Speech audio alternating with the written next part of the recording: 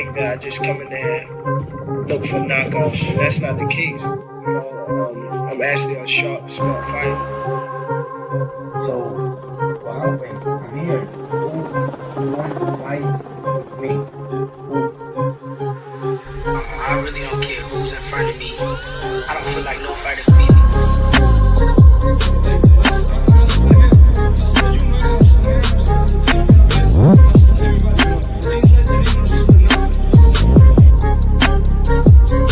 My goal is to demolish everybody, to be honest. Everybody that's in my way. The pinnacle to any weight division is to have all of the belts, all of the titles.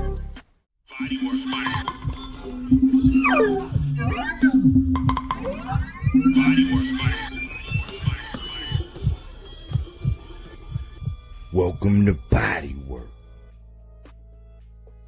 Welcome back.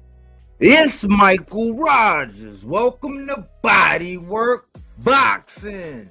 It feels so good to be back. Oh man, how y'all doing out there? Man,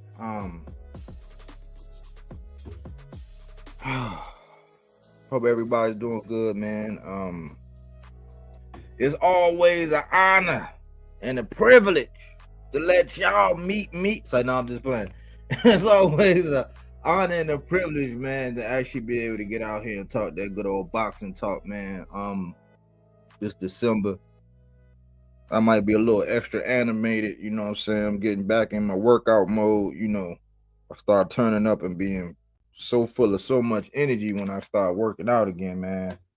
Gotta get right. You know, I got a secret, man. It's wild, man. My lady, if I get skinny, my lady gonna leave me, man. I have such a crazy dilemma, man. She said she don't want no skinny nigga. I'm like, but hold on, man. I'm like, hold on, man. You want me to be? How you want me to be? It's like every time I start working out, she started bringing out the sweets and stuff. I'm like, oh man. And I really wasn't a sweet person. I've you know, I'm not a sweets kind of guy. You know, so I always gotta when I get right on the verge of being on the cover of Men's Health, right when I be on the verge, I'll be like 2 weeks out from being on the cover of Men's Health. I gotta dial it back because my lady be about to leave me. You know what I'm saying? Said she don't want to see. She don't like all that 6-pack and all that kind of stuff. She want. I don't know, man. I think it's because she be thinking that if I'm chubby, I don't know, man. I can't even voice the logic. I don't even want to put my mind in that frame of mind. But hey, man, I'm back on my journey to be about. I'm not 2 weeks away from being on the cover of Men's Health. I'm back on my journey to where I gotta get 2 weeks away from being on Men's Health, and then it's a cycle. You know what I'm saying? You gotta learn how to compromise. But let me stop playing around, man. Let me stop playing around. Get into this whole ordeal. What's going on, AC? Salute, man. What's going on with you, bro? Salute to the panel and everybody in the house, man. Hey, listen, man. Your shorty just won insurance, bro. It get a little cold out there, man. A dude that's on the zero body fat, he don't generate enough heat. So, yeah, you know what I'm saying? So, you just got to do it seasonally. Yeah, I do. I get right up to the threshold, then I let it go. Then it's like a yo-yo. But I'm like, hey, man, but every time I do it, it's like it'd be harder to get back. Yeah. But I always, man, when I'm in shape, man, I only need I'll be on some military shit. I only be needing like 3 hours of sleep, and then I'll be right back up. You know what I'm saying? For sure. And sometimes that shit is a gift and a curse, man. You feel what I'm saying? Especially when, you start putting on age and stuff like that. Those hours of rest are actually required. You know what I'm saying? So at the end of the day, man, you'll find your balance and stuff like that, and everything will work out. But let's get into this housekeeping and get to this cook. All right, let me just say salute to Boom. Cookie Monster, mic check, 1 2 1 2, sounding great, Okay, cool. Salute to E Flavors, who got Pitbull. He want to get right down to be. He want to wham bam. Thank you, ma'am. I understand. We gonna get there. You know what I'm saying? We gonna get there. But housekeeping, man. This actually could have been. This could have been half of the segment. Salute to Boom. What's up, Boom? Yo, what's good? Hey, yo, before you get into housekeeping, appreciate you for letting me on. Appreciate Bodywork Boxing. Shout out AC. Hey, I tried to call you today. I was trying to tell you some real good news. So me? When you get time, holla at me. All right.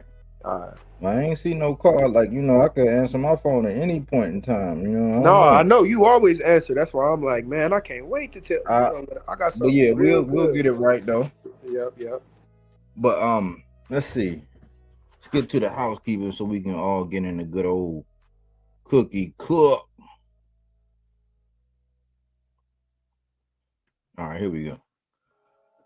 The first one, Jamal Charlo's return. He did a Brian Custer. I'm a big fan of Brian Custer. I think that he pretty much he kind of holds the standard as far as interviews.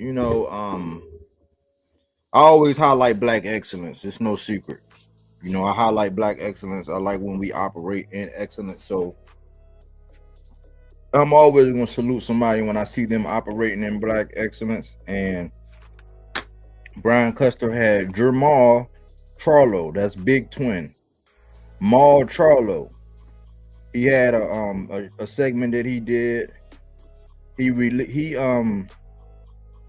recorded it a couple weeks ago. But he put it out there this morning. And it highlighted Maul's return. There's a lot of people. It's crazy because I seen somebody in there who I know who comes to this channel, and before Jamal even talked, because it aired live, there was no gap in space, but somebody who comes over here, before Jamal even talked, he said that Jamal sounded like he's drunk and all that. I'm like, see, and this is one of the same people who always highlight the stuff with Tank. It's like, some of y'all are agents of chaos, man. The man wasn't even talking. I was embarrassed. I'm like, man, this dude be coming to my channel and shit, and I'll be cool. I keep it cool with him. Like, you can have your opinion, but like that's the thing when I be talking about as far as people be gangbanging, and it's like because they always extend courtesies or give the benefit of the doubts when it comes to other people,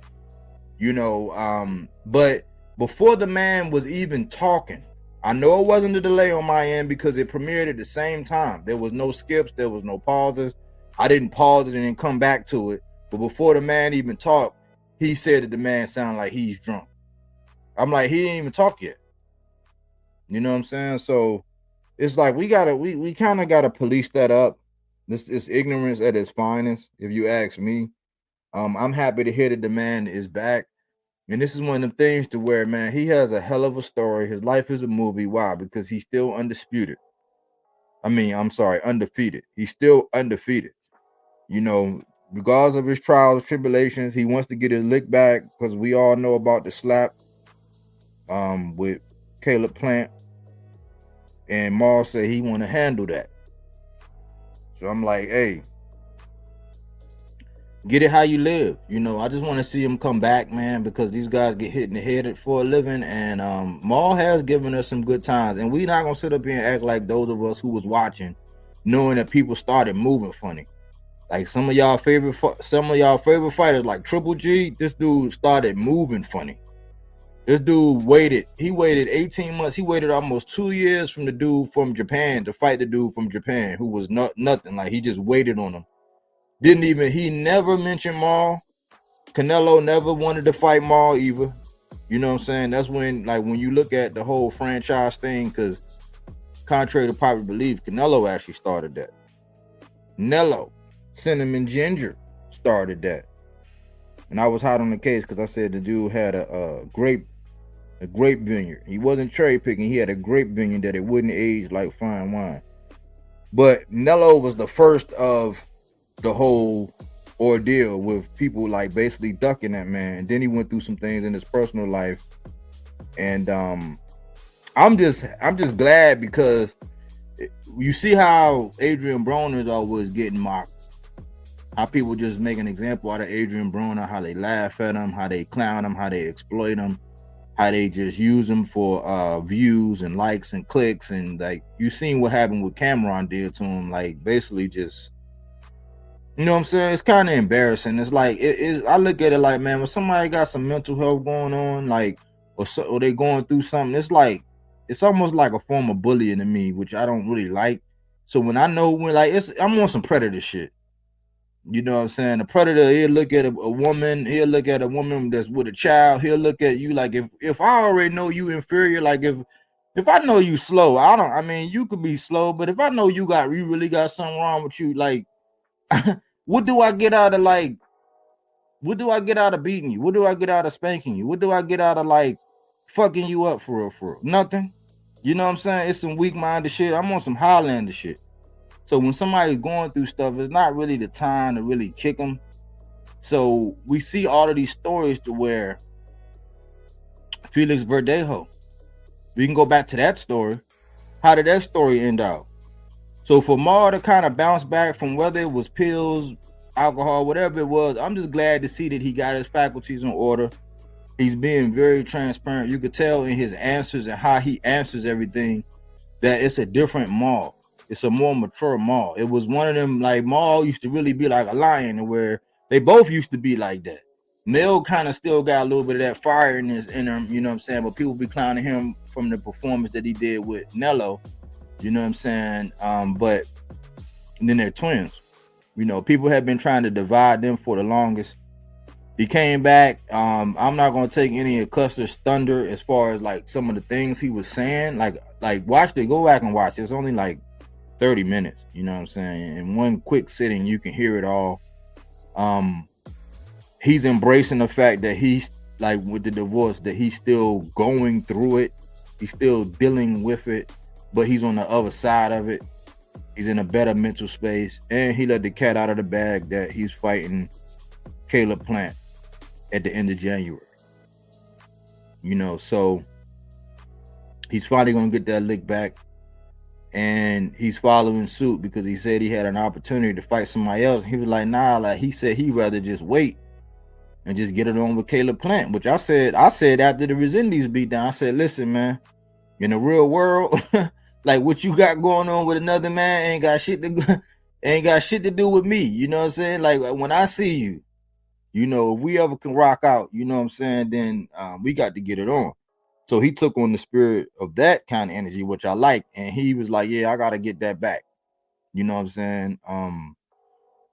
He said the one interesting thing that I will point out is that he said that Boots was a bad stylistic matchup for Jermel, the smaller twin, the one who undisputed at 54. He's not undefeated, but he suffered a loss, and he suffered 2 losses, one to Tony Harrison, one to Canelo, and then a draw with Brian Castano, the first one. But he's one of these guys to where every time he went into a rematch, he stopped his opponent. So if he had to run it back, he's stopping you in the next one. I think they said Terry Norris was like, it was like only 2 other boxers that was doing that, but that's the type of time he on. To put context and everything. He said, Big Charlo said that Boots is a bad stylistic matchup for Mel, and I found that interesting. I know coming off of a long layoff, you know, I don't recommend that for anybody. You know what I'm saying? But if you're a fan of somebody and you're advocating for them to get, I don't even feel right saying it, a soft touch or a tune-up. Like if you're advocating for it, then you're deemed a fanager. But we see all these other guys who can go in there and line up somebody that they know long in the tooth or don't have no business in the ring with them. Because I remember when Marv fought Cornflake, people cried and bitched and moaned for so long It didn't make no sense. And I'm like, well, let the man get, y'all do it when y'all fighters don't be fighting who we think they should be fighting, how they be pussyfooting around and moving up and doing all. I want to dip my pinky toe in the water, then my big toe, and then my ankle, and then maybe half my shin, and then let me get it up around my knee. And if I could just feel it mid-thigh, then I think, like, you know what I'm saying? Like, when your favorite fighter doing that shit is cool. But when you advocate for a guy to come back, you know what I'm saying, and just get active one time real quick, you know what I'm saying, then you're a manager, and they'll do a whole segment on you and how you're managing and managing, you know what I'm saying? Politics as usual. I just found that interesting. I would take Mel over Boots. Not like jumping right, but now if he had the energy to jump right back in there, Mel's my guy. I'm not one of them guys that's going to jump ship just because you face a little adversity. You know what I'm saying? I've been down with Mel. Everybody know who my favorite fighters are. Even though I like Boots, I don't know. It'd be interesting if he were to do that coming right back. But the odds of them fighting right away, it's not going to happen. So I could probably say that it's pretty much water cooler talk at this point. You know what I'm saying? Now we can talk about when they do fight, because I do want to see that. I would love to see that. That's the idea. That's the kind of energy that I be wanting from the young lions. You know what I'm saying? Even though Boots is like a medium lion, I would say. He's like the young guys. You got people that's like Abdullah Mason that's 21 years old. He's not like 27, 28 years old. You know what I'm saying? He's 21. So that's the young lion. So I would say Boots is like a mid lion, you know what I'm saying, middle-aged lion that's still on the prowl, still on the hunt. I would like for him to put out the older lion, like the Thurmans and the Mills and the Malls and the, you know what I'm saying, the Laras. Like if he can get his hands around those guys, it's like it's always crazy where the matchups be so hard to mesh together when it might entail an ass whooping or an adverse outcome. You know what I'm saying? It ain't a foregone conclusion. Ain't it always interesting how those fights just don't appeal to anybody when it just might be an ass whooping in there somewhere, but some of the older guys that's long on the tooth, those ones always kind of come to fruition. You know what I'm saying? I found that very interesting. So I would love to see that fight, and I found it interesting that Maul would say that about his twin, that's a bad style matchup. But if you love honesty, if you love transparency, if you love somebody that's forthright and going, you know what I'm saying, shoot it to you straight up, no chaser, you gotta love that. And this is the same guy. This is the same guy that actually came out and said that Rolly, after Rolly upset Ryan, because nobody saw that really. It was a couple people. It was one dude online who be talking that boxing. He know his shit. He had been saying that Rolly was better than, it was more than meets the eye with Rolly. You know what I'm saying? But like me, myself, and a bunch of other people didn't really see Rolly being able to upset Ryan like that. Maul was the one who they caught on film talking to Rolly and telling him his next move should have been Devin. Now, it was this one pussy ass dude from the Hippos Den boxing community who came out and pretty much called Maul everything but a man, who had a problem with him saying that. But guess who Devin wants to fight now? Rolly. But that's typical, you know what I'm saying, OnlyFan D-Hive behavior. When Maul said that he was a drunk and, a lame and all this other, just for them to come around a couple months later, 6 months later, and say the same damn thing. It just never fails, but Maul said that. You know what I'm saying? So you gotta listen and respect the fighters, man. The man's still undefeated, man. I'm glad that he's back. And he also said that he would be open to fighting David Benavidez. Now, I don't know how that will work. I don't know how that will work, because right now I'm at a point now where anybody at 175 is food for David Benavidez. Yeah, anybody at 175 is food for David Benavidez, man. You know, I would say Bivol and Beterbiev, they're not food for anybody. But like, you throw a name out there at 175, aside from them two, it's food. So anybody at 168, it's more than likely it's food. Now I give Maul, I don't know what Maul's on. We got to see how we do against Caleb Plant and all of that. You know what I'm saying? I know that, when he got all his faculties straight and when he's pumping that jab and boxing, he can buckle you, he can knock you out or at least knock you down. Hell, he might even make you do a back rollover like he did Dennis Hogan with a jab. You know what I'm saying? He got one of the best jabs in the game. It's just, I don't know if he would be fooled right now. It might look like Maul coming straight back to a Benavidez at 168. It'd be interesting with David having moved up and having to drop back down. That'd be interesting. You know what I'm saying? But right now, it's looking like Benavidez got the juice. And I'm just being honest. Number 2, Teofimo and Shakur is officially official. I mean, I came out not too long ago. I came out a couple weeks ago and said it was official. And I guess that wasn't good enough because people got to break news. You know what I'm saying? And I guess since I said it wasn't respected. So then people came out and they had to, it's like the second or third time where everybody's coming out saying, no, it's official. I'm like, well, Ben thought it was official. Especially with Shakur already being in camp, him training and preparing, and you know what I'm saying, T.O. getting quiet and T.O. saying that the next dude he was gonna fight, but they came out once they started putting it in articles, like that was going to happen, where you can get sued, for breaking news that shouldn't be broken if it wasn't clear, or if you weren't able to put it out there. It had been put out there that it was official, but now it's officially official. So you can talk about it, and I see that's the topic that everybody want to talk about now. And people have their opinions about that. Number 3, Eddie and Ben Whitaker are already playing the name games with Benavidez. And I say this because people be thinking that I be going at the fighters.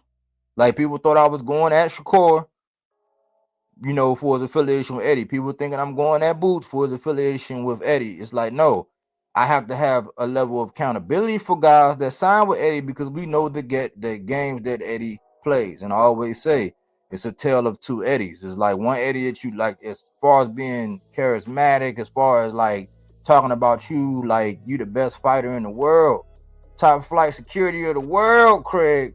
Eddie is the man. You know what I'm saying? Eddie will make the world think that you the best thing since sliced bread. He'll put you up there, put your name up in lights and have you walking around with a tickled fancy, dare I say. But I see that he already got Ben playing the name game, talking about eventually I'll be ready for David Benavidez. And I'm like, see, this is the thing, man. They get these guys. Now, I'm not going to go because it's going to sound like I'm going at these guys. But it's always people that's always going over there and signing up with Eddie and then calling somebody out that's elsewhere. It's no different with Ben. It was no different with Boots. It was no different with Shakur. Because when you look at who they all fight, where are they fighting? Guys that are like where the names are, guys that are elsewhere. It's a pattern, man. So we're not going to do that, man. You're not going to send us down through there, Eddie, with this bullshit about Ben Whitaker already. You know what I'm saying? There are some names, but you're not going to get us with this whole, eventually, down the road, sometime, like, come on, man. It's premature to even be mentioning David. And David said, now, David can do what he wants because he's that guy. You know what I'm saying? Like, and until somebody prove you wrong about David Benavidez, he's that guy. And he says, once Ben gets his, he says once Ben gets his fights in and get what he needs as far as like the number of fights he need, he was like then he'll gladly take on somebody like Ben. But I'm saying, man, like don't be up here using David Benavidez as the carrot on the stick to get people behind Ben. Ben already has a style that's exciting. He do a lot of like drunken master type stuff, and Eddie's on this pattern. Well, he'll get somebody that might look the part If you see them warming up or hitting the bag or something, you're like, oh, look at this guy. But most of the time it be somebody that looked the part that's gonna get the shit beat out of him respectfully when they get in the ring. Look at the guys who look at who he looks to match his guys up with. This is not me hating. This is me looking at history and the patterns of Eddie. So don't fall victim to this bullshit that Eddie be doing, where he's gonna let Ben Whitaker say these names, like say David Benavidez, and they are not fighting anytime soon. Anytime soon. Why would he want to fuck up his investment like that? So we're not gonna play that game, but they're already starting to name games. And in this case, look at all his fighters and look at how they play these name games where they calling out people that fight elsewhere. We're not gonna play these name games. You know what I'm saying? So don't fall victim to that. You heard it here first. Do not fall victim to that. You know what I'm saying? Don't waste a brain cell. Don't get your high blood pressure all up. You know what I'm saying? Relax. You know what I'm saying? Let that shit go in one ear and go out the other. They are right now, and they are building Ben, and David is on a mission. It's time for David, and did all of the things he needed to do. Now it's just big fight after big fight, meaningful fight after meaningful fight, because he on some Predator shit. He in the mess hall with his chest out. He on some Highlander shit. There can only be one when it comes to David Benavidez right now. So don't fall victim to that. But that's the housekeeping. Yeah, I just wanted to kind of, for me, Mel coming back, it's a great thing. Both brothers, I want to see them. I want to see them back. I would love to see them back. I like the fact that Maul is coming back and he gonna handle that Caleb Plant business. Outside of that, I'm trying to figure out in what way could I possibly think, or what way makes the most sense of Boots versus Mel being a stylistic bad matchup. And I would probably start to lean more towards Mel done pretty much seen half the things, a little more than half the things that Boots has shown us already. You feel what I'm saying? Because he fought a crafty Tony Harrison twice. And he fought what's the Spanish dude? The fuck is his name again? Castaño. Yeah, Castaño. Argentinian. He fought the crafty Argentinian in Castaño. Castaño. And to me, Castaño's always been a crafty fighter. So Word. It's just a matter of, I think he done seen more than 60% of what Boots has to offer. So if I was gonna say it's a bad stylistic matchup, I'd be leaning it's not really gonna turn out too well for Boots. As far as Shakur and Teal finally being official, yeah, I like it. I love it. I seen some of the pre-interviews as this thing was leading up to actually being announced, and I kind of like their energy. First time I actually see Shakur extra respectful of his opponent, and I'm like, bro, that's what the fans probably been missing from it. We're not gonna see the cockiness. We're not gonna see the "don't run, you too small" and all the other stuff. You know the task.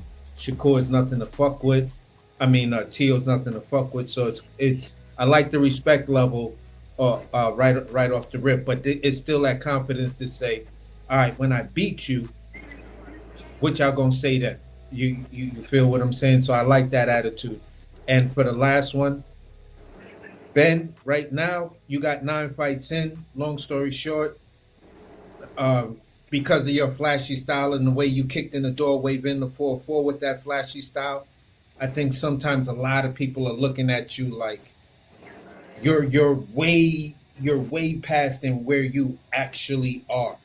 So just my kind of advice to the fan base is, let's just dial it back. He's only got 9 fights in. His 7th fight in, everybody was in there ready to write him off. You feel what I'm saying? So at the end of the day, we know how he's going to be moved in the next probably 5 fights or so. So yeah, don't expect too much, but just look at his performances. If I look at it like that, as just a boxing fan, I could say I actually love that performance. He looked crisp. He wasn't fucking around. And if he would have fought like that from the beginning, he might not have the plug he got right now, but people will be like, yo, that Ben Whitaker dude is fucking nice. He just knocking people the fuck out and ain't playing with you. So that's where I'll end it. Yo, so I appreciate first and foremost, Body, you know what I'm about to say, and I just want to tell you, man, you a real genuine person, bro. I'm not gonna say no real nigga. I'm not gonna say none of that. I'm just gonna say you're a real genuine person, and the reason I say that is because shout out to Jamel, shout out to Jamal, and another one is me, myself, us three. I'm not saying that like I know these guys, but I'm just gonna put out there we all struggle with mental health. So I love that Body like touched on how that is a serious thing with boxing, and how I just like the context of it. So shout out to you. I appreciate that. That's something that I struggle with, and I try to work on it every day. So yeah, man. Secondly, Jamel. I mean, not Jamel. Teofimo and Shakur. I like it. Body. I can't wait to call you. Make sure y'all tap into that undercard. It's gonna be exciting. It's gonna be lit. And yeah, man. Let's go, man. It's work time. Eddie and Ben Whitaker. Man, listen. I ain't gonna say too much. I'm just gonna wait till me and my brothers cook. But nah. Ben, you're only 9-0. Keep developing. Keep growing as a fighter. And build your own character. Don't let Eddie Hearn build this character or build this personality that's not yours. You get what I'm saying? So don't fall into like that type of dirty water. You get what I'm saying, my brother? Just, stay true to you and stay true to who you are. And damn well ain't no reason to be calling no damn Benavidez out. You're not David Morrell. You're not on that level. It's levels to this shit. And to fight champions early in your career, you have to have an amazing, like, that amateur background better stand out. They better know who the fuck you are early. You know what I'm saying? Like Lomachenko type. Like, David Morrell. I mean, the list goes on and on. I would just have to think. But again, though, Ben, take some dip off your chip, bro. You wildin'. like you wildin', Mo. Like, you put too much syrup on your eggs. Niggas don't even put syrup on their eggs. Like, you dead wrong. Yeah. So, just relax a little bit. Other than that, again, shout out Body, shout out AC, and shout out everybody on the panel, shout out the chat, and yeah, man, we lit, man. Let's cook, man. Just make sure y'all tap in to January 31st. That undercard is gonna be special. So That's tap what's in, up. y'all. That's what's up. We gonna be tapped in. Melazar. What up? What up? Well, man, what's up, man? You was hitting me up earlier, man. Salute. You said you had you did some digging and some research. Yeah, bro. That Eddie, fuck Eddie and fuck the Turkey. For real.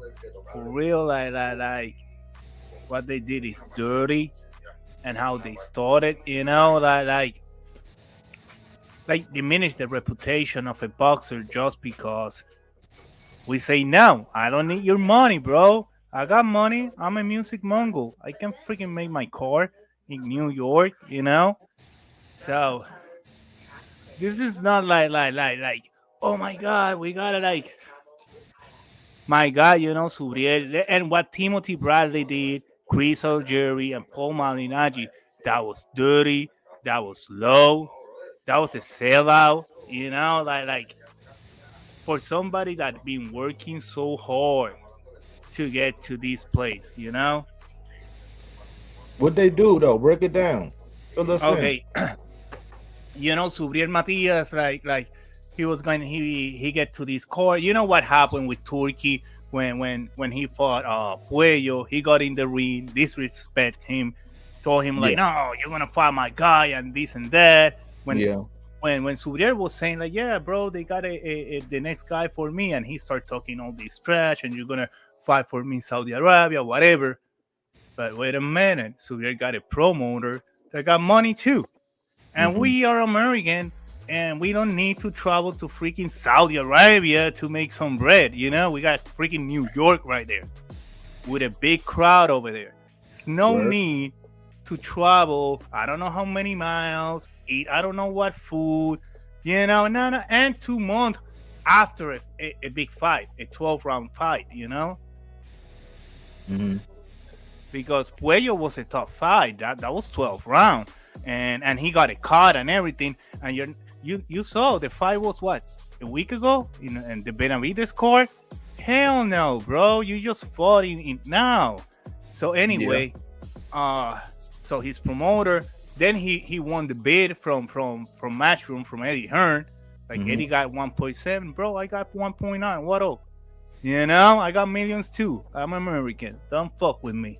So yeah, like that. We're Puerto Rican and we're proud like that. Like bro, don't be flashing money because we got money. We got dollars too. What the fuck you think? We don't got pesos. We got dollars too. We use dollars. What the fuck?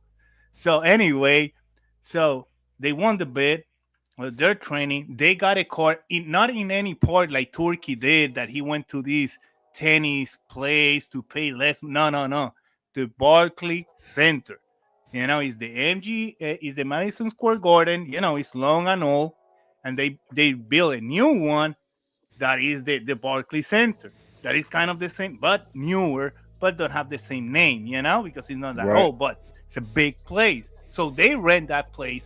They did the press conference the week before. They did a test to Subriel Matias that went to Puerto Rico, whatever. He was talking that in in a show. His name is Filo, Filósofo del Boxeo, right? In Spanish is the philosopher of boxing. Whatever. He was saying like Vada went to his place, to his gym. They check all the nutrients that he was taking. Like this is the first time he's taking supplements, right? Because all the time before, but because the career is in this level, so now they give him supplements, whatever. They got a new trainer, so whatever, you know, he having like 5 different trainers, like I don't know how many physical trainers, all this shit, whatever. You know, like, yeah. Subriel he's not like a guy with one trainer. No, he have like every 4 or 5, he got a new trainer. You know, his promoter always bring new trainers to learn new things, you know, and whatever. But anyway, so they did the test in Puerto Rico. He was negative. Then he traveled to New York. They do the press conference right there. They do another test. They ran both boxers. Suleiman, the guy from WBC, he went to Twitter saying like, "Oh, it's nice to both boxers are clean, whatever." So looked like the result from the second test from Bada, whatever, came and they give it to the promoters, right? That is what they do. And Eddie Group, you know, paid by Turkey, give it to Mike Coppinger, and he just wrote, "Oh, Subriel Matias positive of PEDs," just like that, right? So Cesar Seda in Spanish, he got connection stuff. He speak a little more broken English. Will be good if he came here and talk to you guys. He speak English anyway, but he got connections, whatever. So he even invite this guy. What is his name? I got it in my tongue. I remember the name in a minute. But he's a pro with these boxes and stuff, doing diets and stuff. Memo Hereda. He brought Memo Hereda, bro. So anyway, to explain to everybody what these PEDs, what the tests are, whatever. So in the second one was 0.086 nanograms, right? To get to 1 nano in New York State, that contamination can happen at the 1.0 nanograms or less. So 1 nanogram is 1,000, whatever. So to get over there, you can be 0.999 and you're good. You know, it's contamination. Subriel Matias was 0.085 or 86, whatever. So anyway, like it's super, like that shit, the trace is like if you have a less than what is in the top of a needle pin, whatever. Yeah. So a contamination, whatever. But That happened to a lot of boxers that take supplements. It's tracing here. That's the reason they got these numbers. Like, bro, if you do this number less than this, less than that, okay, it's okay because and if you show our your nutrients, whatever supplements you're taking, we can check and we can do blah, blah, and they do their math and all this chemistry and bullshit. But then when Cesar did all the investigation, all this shit, then Mike Coppinger post another tweet saying that, oh yes, Subriel Matia was positive of 0.085, and he explained everything in the second tweet, right? But after all this information is out, then Chris, before Mike Coppinger did the second tweet, Eddie Hearn started talking trash about Subriel, all this shit. Then the second tweet came out, but then Paulie Malignaggi, Chris Algieri are in a show, or no, Chris Algieri is in a postcard with somebody say, oh, fuck this Subriel Matias, he killed a guy. I was saying he was not a boogeyman because for throwing 100 punches per round, you have to be like saying like Subriel Matias was in PDs all his career and all this shit. Fuck this guy, he killed a guy. Like, oh, he killed a guy in the ring, like on purpose, he killed the guy. They don't say the guy was dehydrated and all the bullshit around it. Whatever. But you're American, you're trashing another boxer, and you know how all these BS go. Then Timothy Bradley, that piece of shit, he do a video, bro. I'm telling you, trashing fucking Subriel, like, yo, it said you have to watch it. He got it in YouTube and whatever. Like, I can't even watch it. I watch like some people that put in their channels and they replay it and stuff like that because really boil my blood. Because, bro, you're a sellout. You're just getting Turkey money, being a puppet, saying all this trash about a boxer that you was a boxer. You know how shit going down. A lot of boxers, these tests come like these little trays and nobody make mentions. You know what I'm saying? Right. What is your intention to mention this boxer right now with this? And not even the athletic commission was like, yo, it's no problem. The council was like, yo, it's all. But this Mike Coppinger and these people have to just throw all this trash in the media and social media so people get gaslighted and shit like that. Only we Puerto Rican do our info. They forgot we are bilingual. Nope. You feel me? Yeah, get your ass over here. And then look what they do. Suddenly, Subriel fight is January 10, and the Rim make a fight what? January 20, 21? You feel me? Like, it's all this shit because I say no to your fucking trash Petro money. Bro, we don't need it. Yeah, but Well, at the you end feel of the day, I wanted to, when you was talking about Coppinger, I just wanted to say this.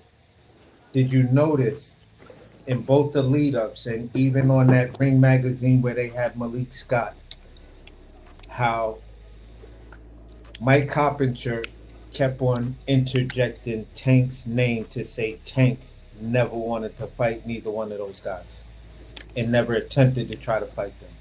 I was going to point out, too, that Mike Coppinger is really a guy who loves attention. He loves Twitter wars. Like, he's just fucking weird, man. Excuse my language, but I'm just being real. He's weird, bro. He is weird. Gaslighting. That's it. That's what he wants. Throw trash in social media so other people grab it, and let's see what trouble I make. Let's see what trash I can do in social media, right? And I ain't trying to get your channel flagged, so my bad, buddy. You know what I always say? He who controls the printed page controls the thinking of this age. That's why if you have somebody in the media, governments have ruled whole countries using this tactic. If you can control the media, you control the way people think. It's just like, that's why they put things out there and they don't even have to correct them. Because you ever notice that the apology is never as loud as the accusation? They don't correct nothing. They just throw whatever it is and let's see what happened. If somebody else corrected, then they do kind of some cleanup. but that's it. He- You know, because like, they can hide behind the First Amendment and certain freedoms that journalists have, right? Now, to a certain degree, depending on where you are and how you're perceived, if you're someone like what's I just brain farted on his name, but if you're someone of prominence in the sports universe, and you're constantly known for bringing news, if there was something salacious that you reported, and then that person or sports figure or athlete wanted to sue you, you have the privilege of saying, "Well, that came from my source." yeah, You, and you like, feel who it was came your from a source? And they trusted, always say, "Oh, I yeah, got an it came from a anonymous source." trusted source. So Yeah. you can't really go after them because Hey, they're gonna blame the third and fourth party for for where sure. they got the information from and say, "Listen, I have no reason to really vet the guy because everything the guy's always told me when I did vet it or when I do vet it, it's always 100% accurate." So I took the gamble. So they're always gonna be able to get away with it like that.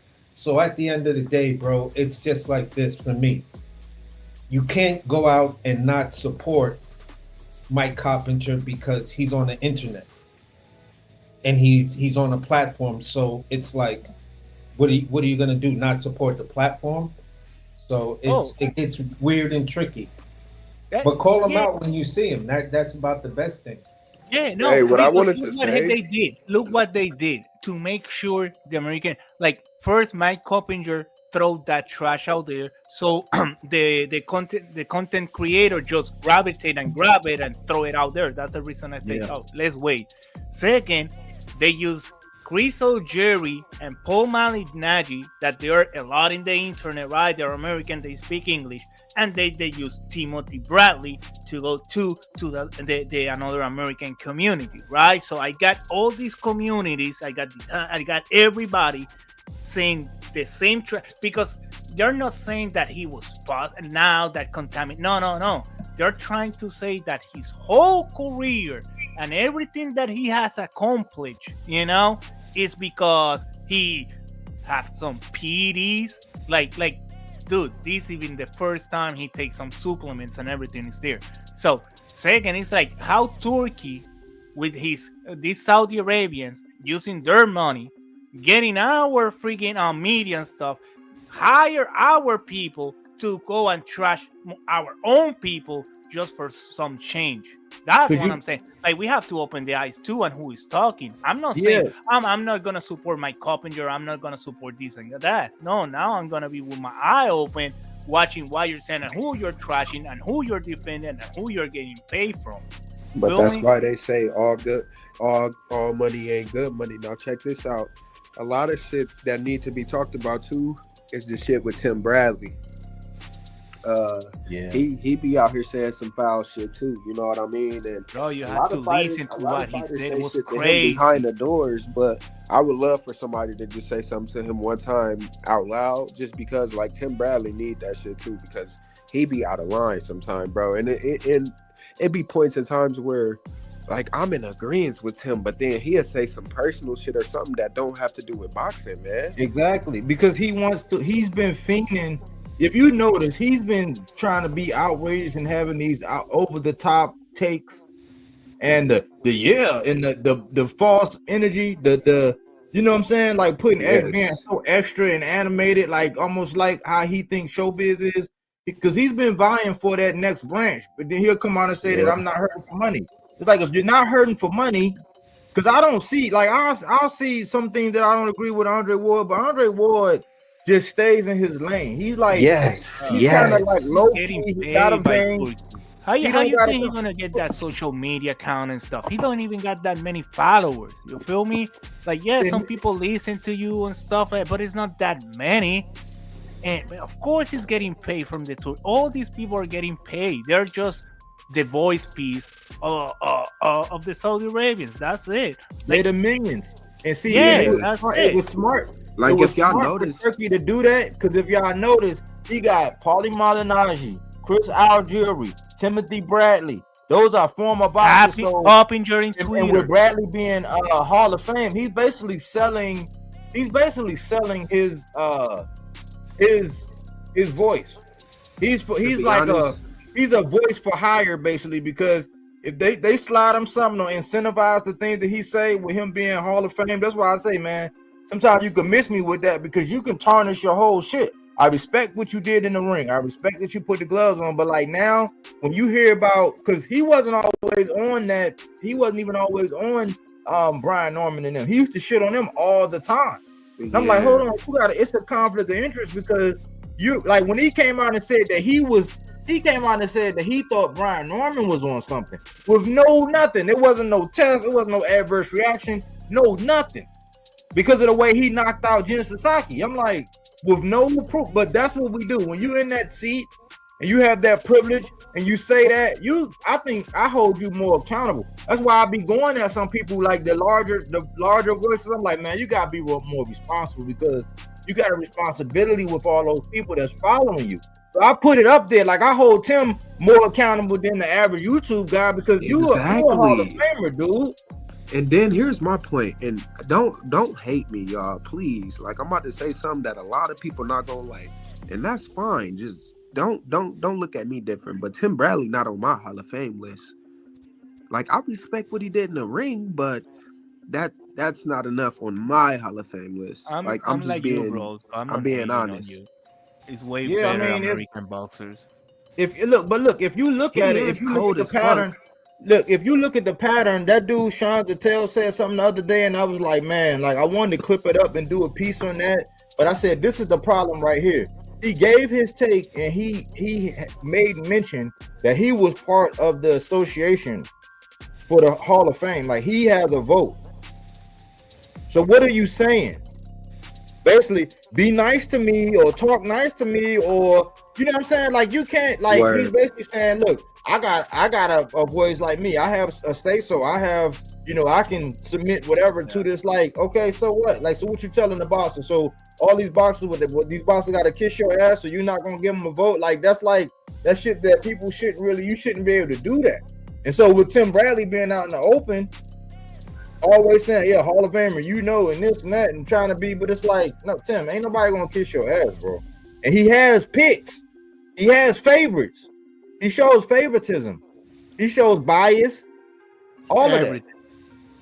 So yeah, I wouldn't, because he said he's the same one who actually came out and said that. I seen the thing he did today on that Super Air. I had to do my homework and try to see and like get a comprehensive look on everybody. And he basically said that I think it's called NSAC. Like you got to get with NSAC and make sure that NSAC approves whatever it is you're taking that's on the list. If they do, you don't have to worry about all of that. So that was his expertise as to how to avoid that. You know what I'm saying? So that's one thing that he said. I'm like, okay, that might be good information, but he do go above and beyond. You know what I'm saying? And I don't know if you know anything about that, Boom. Is it called NSAC? That list that you got to check on, like if they can make sure that the supplement you taking is good.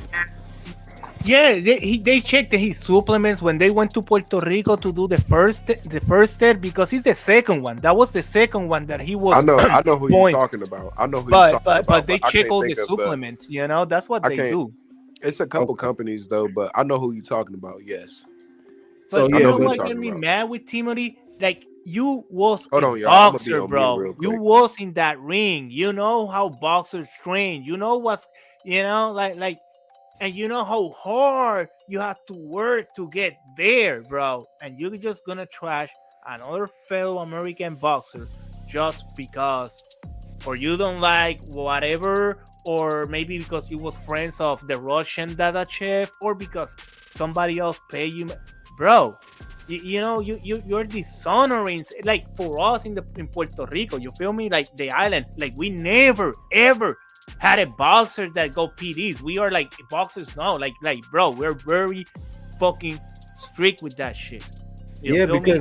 Because either he's getting paid or he's virtual signaling to where he wants to get paid, or he wants to show, hey, listen, I'm gonna play ball. I'm gonna say my voice is for sale. His voice is for sale, man. Like, so, you know, and it's impactful. And like you said, he should know better than everybody else because he was a boxer. So it's unfair for people to just pop shit out their ass or to speak when they don't have all of the facts. That's what I hate. Like, err on the side of caution. But see, I noticed that with certain people, they'll run with it. Like, this guy's a wife beater. Even though somebody that they advocate for is on film punching the broad. You know what I'm saying? Like, it's two people like Dana White. He's on film doing something crazy. It's a boxer that's on film doing something real crazy, and they always want to say that this guy is a beater. You know what I'm saying? Like, Dana seen him on film like punching abroad. You know what I'm saying? Dana shouldn't even be a walking free man. Remember, he put the lady to sleep, Dana is yo. a piece of shit. You feel He me? put Like, the lady to sleep, yo. he's the reason UFC haven't got to the next level like WWE, the parent company. You feel me? Like Dana White. That's the reason nobody won like the another the boxing company that TKO want to make, because Dana White is the freaking face. Nobody want to see that asshole. Like, for real. Give a damn. Nah, bro. You're not a good person. Fuck you too. But yeah, I feel you, man. I feel you. We ain't gonna let Tim Bradley. We don't never give Tim Bradley no. We don't cut him no slack because we know that he's for sale, he's for hire, and that he unjustly gets out there. He don't even qualify the information. That's why I be putting a flashlight on these motherfuckers. Like, I'm like, first of all, y'all get paid too much money. Y'all got too much influence. Bro, it's imagine a promoter, a local show. Promoter from where you are, from Maryland, right? Like he busting his ass, and he got one of his fighters from Maryland, like walking and digging and doing the hard work, not being helped by nobody. And finally they make this big car in New York City and all this shit, bro. And you just because I say no, you just want to trash what I'm building, what I'm working hard, you know, like bro. Just because you got some petrol money or somebody loan you some money, so you want to be, you are not even American, motherfucker. What the fuck are you doing? Like, get the fuck out of here. You feel like that car that was over there inside? That car was, if that shit was in Las Vegas, man, that will be a sellout. Everybody was gonna be there. But what? He don't want to pay our taxes neither. That's the reason, because they own the building. They own everything. That's a monarchy, period. So the government own everything. So they don't have to spend money in no building, no taxes, no shit. Just the fighter. Of course they can pay that amount of money over there, because they don't have to pay like employees. They don't have to pay the building. They don't have to pay the tax. You know, it's a lot of money that going to rent a building and make a car in the United States. Taxes, all kind of shit. Yeah, but you don't have to do that over there, and you just have to spend the money in the boxers and the ring people, the judges, you know, miscellaneous, you know. So you can say millions, but what? Nobody. What? The boxers have to fight at 5 a.m. It's not the hours. It's not. You know, no. Bring it to the U.S. We're the capital of boxing. Fuck that. It's not Saudi Arabia. It's not Australia. It's nowhere. USA is the capital of boxing, and that's it. They trying hard though. You like right now with the climate of boxing, and who have their hands around? Everybody's bending over, kissing ass with their tongue out. It's crazy. You know what I'm saying? Like, you would think that it's the capital of boxing is over. It's somewhere across the pond, but it's not. That's why we have a right to be, because what they're trying to do is they're trying to water us down over here. They're trying to make it seem like we don't matter. And like they're trying to like manufacture. We're the biggest consumer with the money. You know, nobody else like over there in Argentina, they cannot pay $50 a freaking pay-per-view. They cannot pay a $25 pay-per-view. You feel me? Like, what you're talking about? Like we are the money. We are the pay-per-view. We are the consumer. So bring your freaking boxing car over here, pay our taxes, or then get the F out of here. That's it.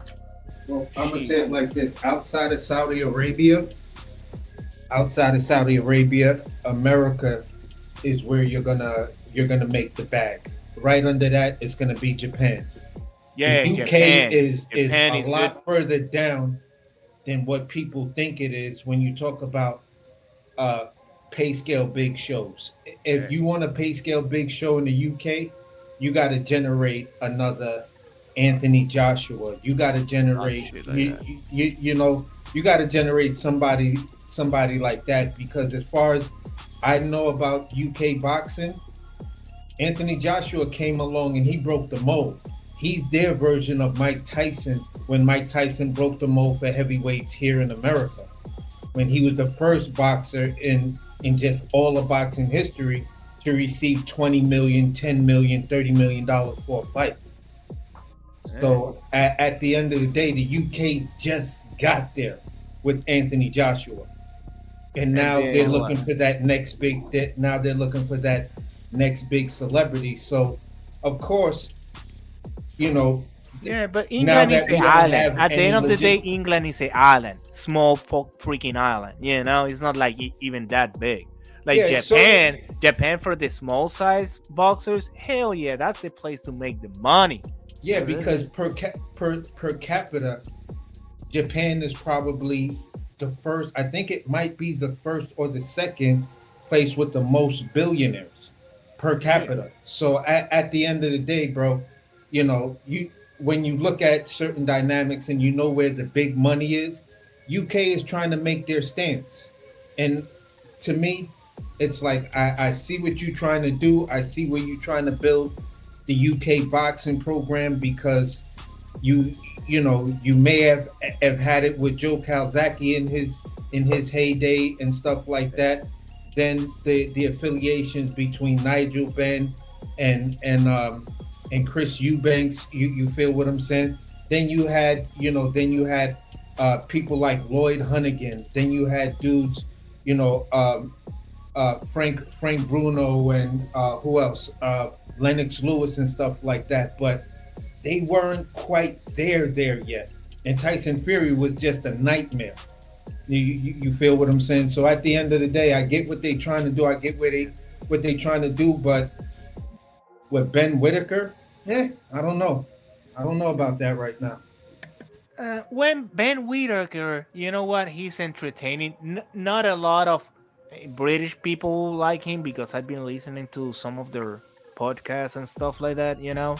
But the way he boxes and stuff and move and the flamboyant, I think that style, if you bring it to the USA and box over here, can sell more, because in UK they you know, they're small and they're not that flamboyant and stuff like that. His style is way too flamboyant for their style. I don't know if you put it with better boxers, how he gonna perform, but you know, over here he can be more a bigger attraction. But this is where what we're saying feeds into play, because when you look at the current pool of UK boxers, you feel what I'm saying?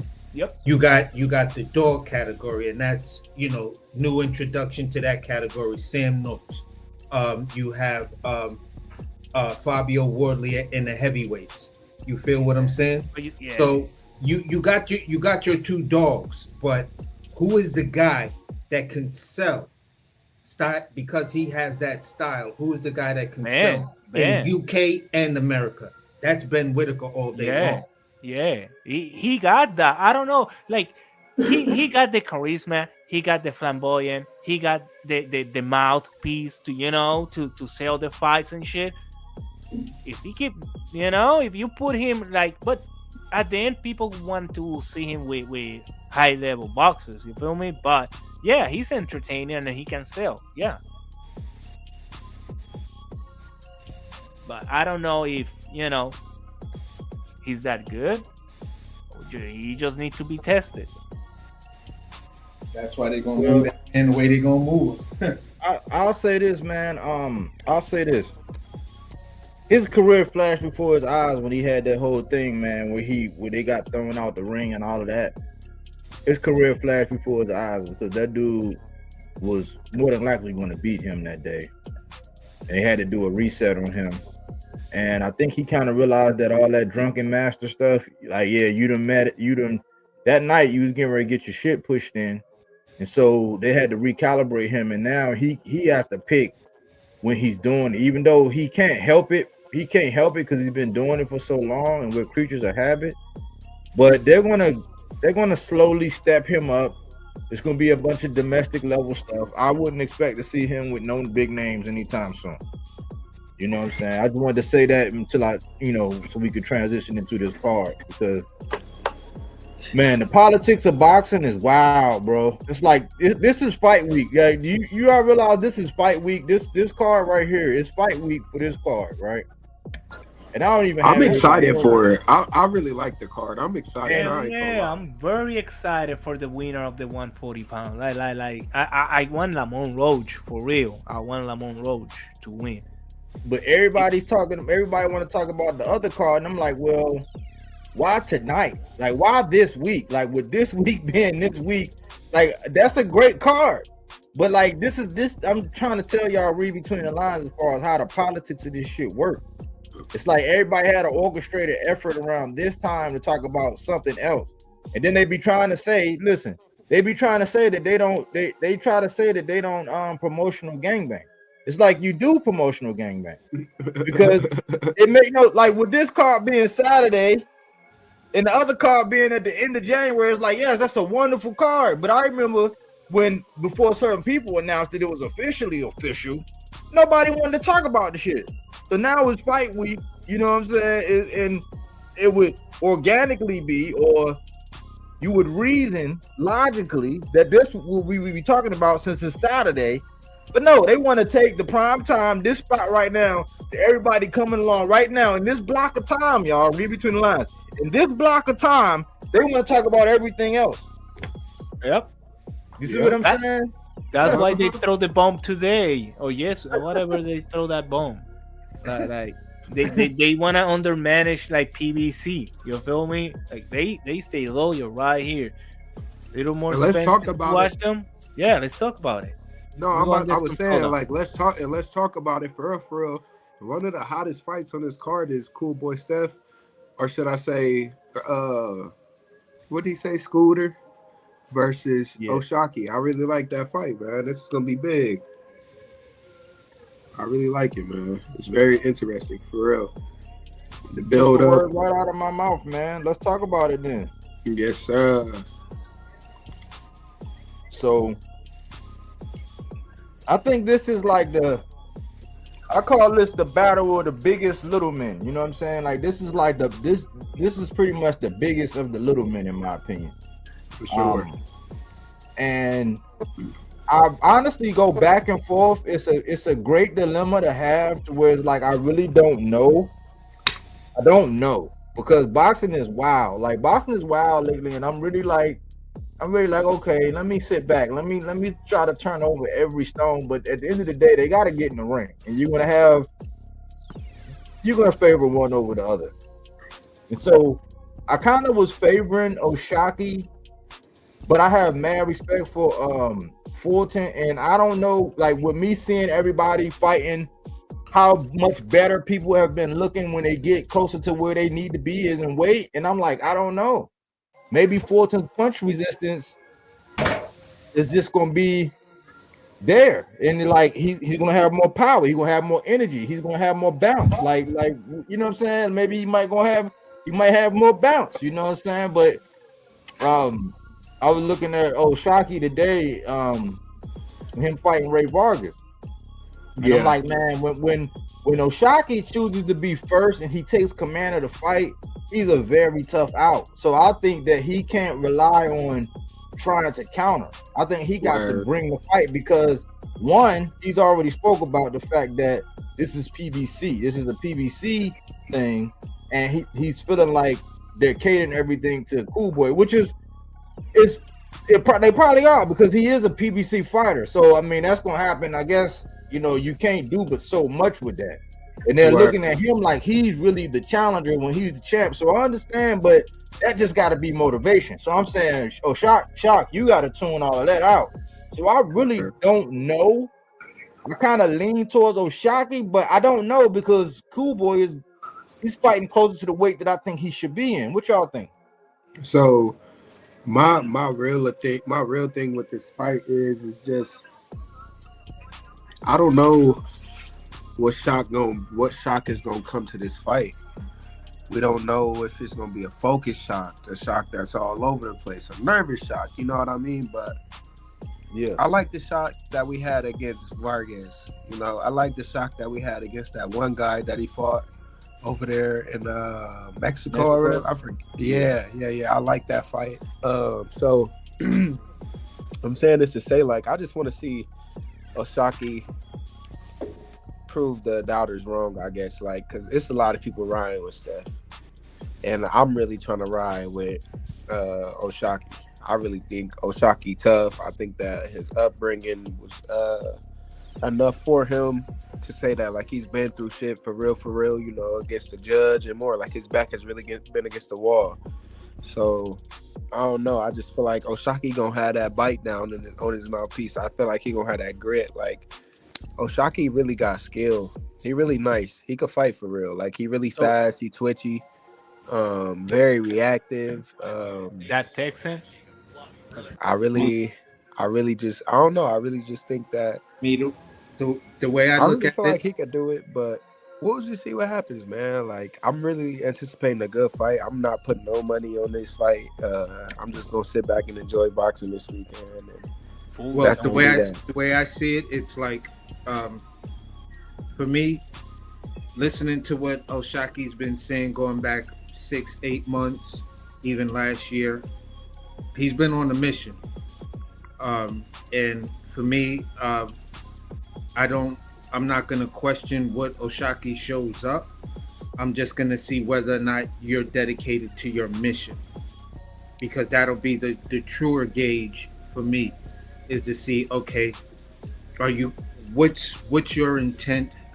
What's going to be your game plan? How you plan to, you know, get past this guy so you can get to where you really, really want to be. We heard recently Shakur say, no, I'm a natural, whatever. I'm going to stay between 135 and 140 or whatever. So a possible fight with Oshaki Foster and Shakur Stevenson is a real thing, in my opinion. And I think that's what Oshaki's fighting for. And I don't think he's looking past Stephen Fulton to get to that goal, but I think he looks at Stephen Fulton to be his breakout come out fight that people will say, you know, with the large casual market, to say, yeah, this is the guy that went up there, went to Japan, fought Inoue, got stopped by Inoue, but he came back and he kind of looked impressive. But he's now there with Oshaki, so let's see what Oshak do with him. Is Oshak on an Inoue type level? You feel what I'm saying? And for me, for Stephen Fulton is on his redemption tour. He needs an Oshaki Foster name in the win box, in the win column. You know what I'm saying? It's one thing to get in a ring with somebody, but if you don't get the victory, then you kind of like got to start all over with the name recognition category. So I think that's where the difference is, of where each one is looking at each other in a mindset. So I'm not expecting a slow fight. I'm not expecting too much of a tactical fight. I feel it's going to be those moments, but these dudes is coming to bring some business and, you know, look to say, I'm establishing this fight. I'm taking the lead. I'm going to take control of this fight, because that's where it's ultimately going to come down to in the judging, who took control. So let's break it. So I like that. Because you getting ready to take some thunder. I wanted to get into it. Let's do this. Who got better? Whose defense is better, you think? See, I can't. Oh man, that's one you really trying to make me fight myself with, man. Like, No. What defense Who is got better? more power? in my opinion, I've seen Fulton actually display. Yeah, Fulton can maybe, More of but the- Oshaki got good at but simulation. I'm going with Shock. But Oshaki got good at simulation. Yeah, you know what? Nova, because I love that fight with Nova. But they both have been knocked down, buddy. Yeah, but for me, when you look at the power question, you see Stephen Fulton like deliver those punches. Oh, Shaq has to set it up, and then bop, he catches you either coming in or the counter. Yeah. Fulton can catch you on the counter, but he can also hit you with that lead shot that's like boom. Oh shit, he caught him with that. I know. So I'm gonna give that little edge, in my opinion, just to Stephen Fulton. So who got the better jab? Ochaki. Shaq. For me, yeah. Shaq. The Texan, Ochaki the Texan. Who got the better beard? Beard? Yeah. Oh. What? I ain't looking at that man like that. The chin, who could take a punch, man? Not beard, like in. Yeah. Who got the better? You see, that was the slang from Maryland. Hey, I told you every state got a slang. That was from Maryland. Y'all see how big bro just did me, but I want to say that's 50-50, man. Yeah. All right. So all right. So to close this one out. Now I'm gonna give it to. I'm gonna say it like this. I want to say I want to give it to Shaq because yeah, I've never seen Shaqy knocked out before. He's been put down. Yeah, I've seen him put down. I've seen both of them be put down, but one was actually stopped. So with that, it's just like, yeah. Unfortunately, I got to give that check to Shaq. Whether or not it's still 50-50. I like the fight with Nova. Hindsight. In hindsight, it's really 50-50, but yeah. And Ochaki was like half a simulation and stuff like that. You feel me? Like how about this? This is a hot and spicy one. Who got better footwork? Ooh.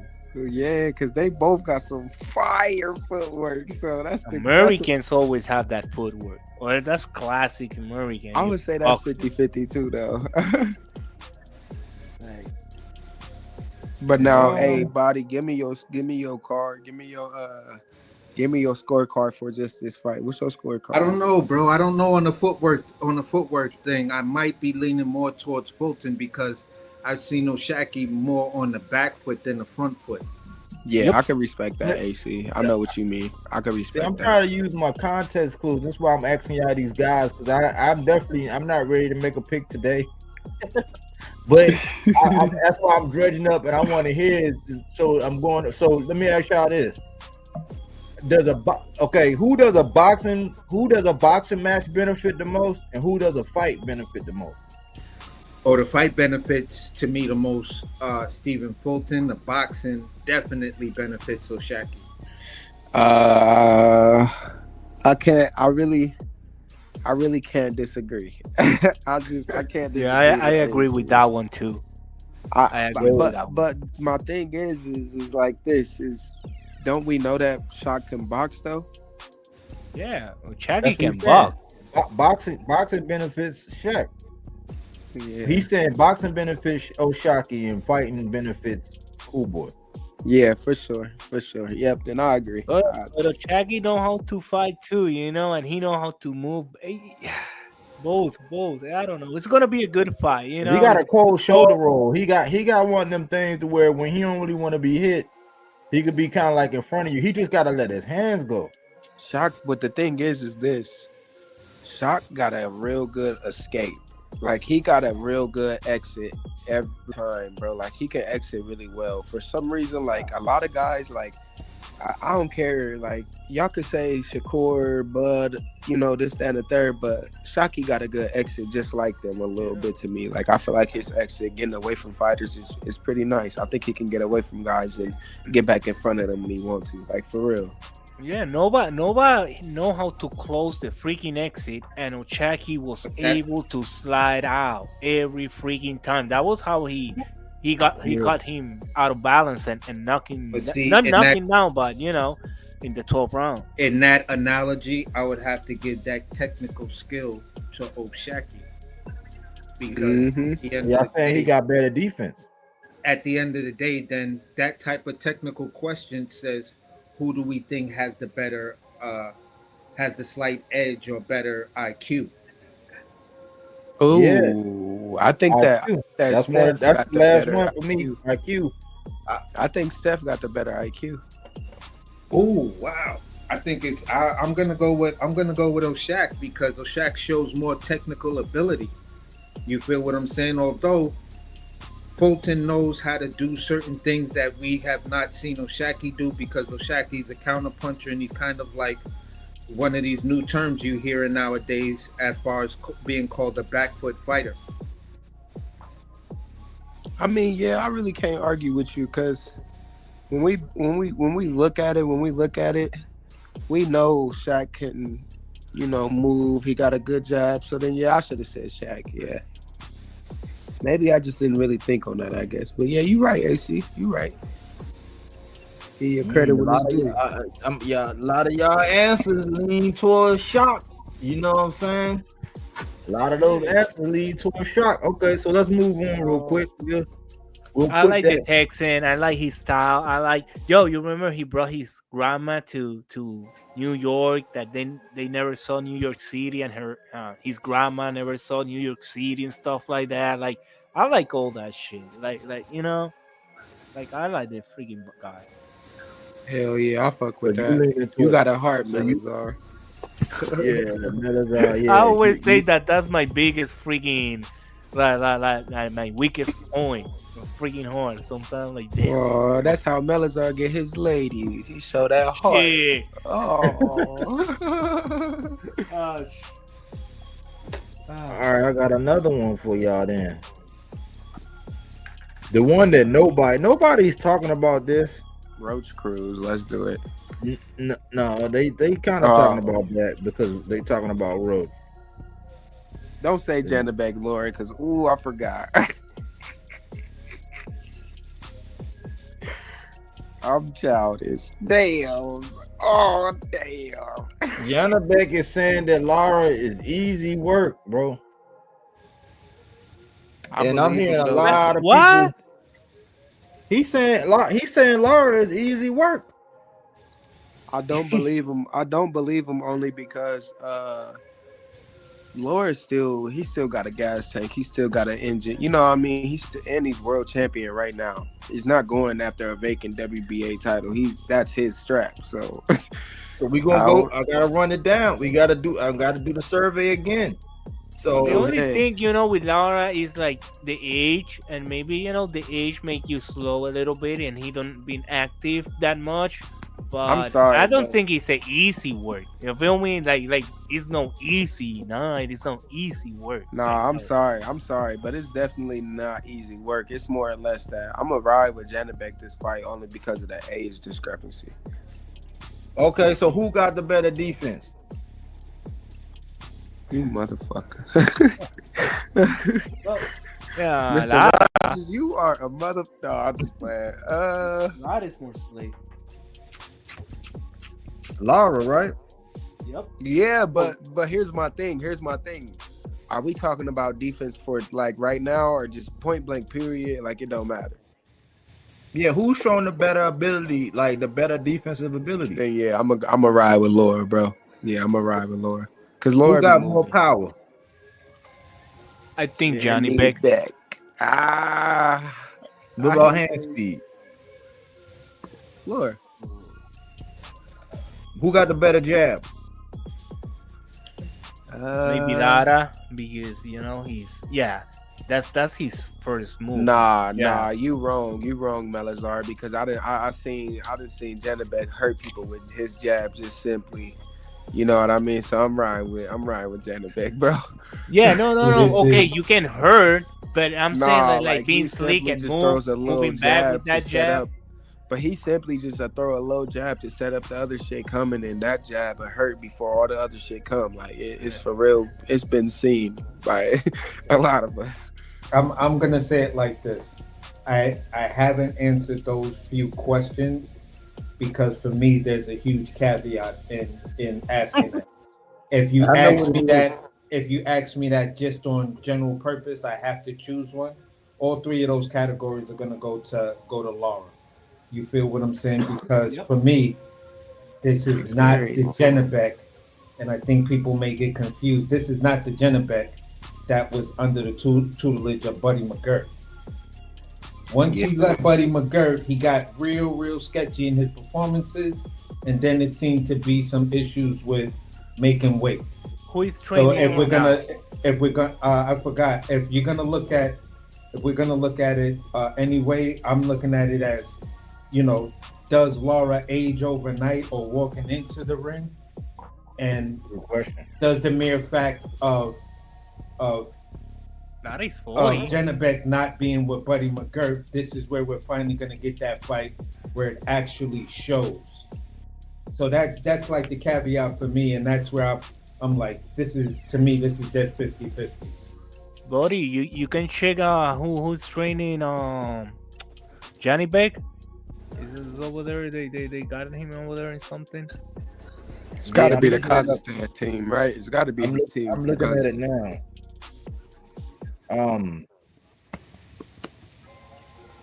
Buddy I'm McGirt looking at it can now. never like him that much, like a trainer.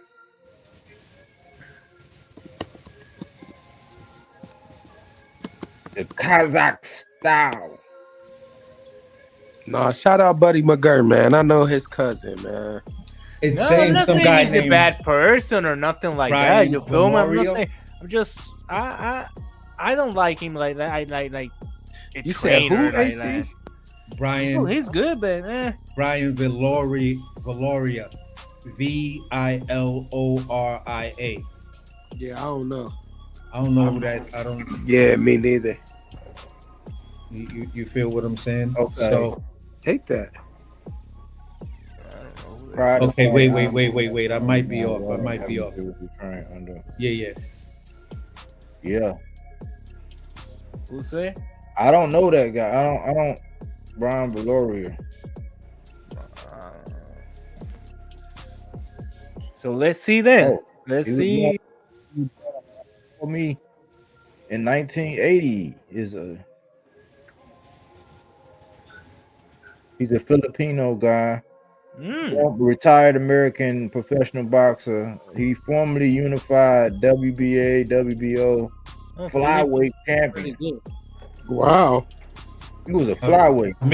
Mitch D'Artagnan, like one of the Manny Pacquiao proteges that might have came out of the Philippines. That's what he looks like to me. They called him the Hawaiian Punch.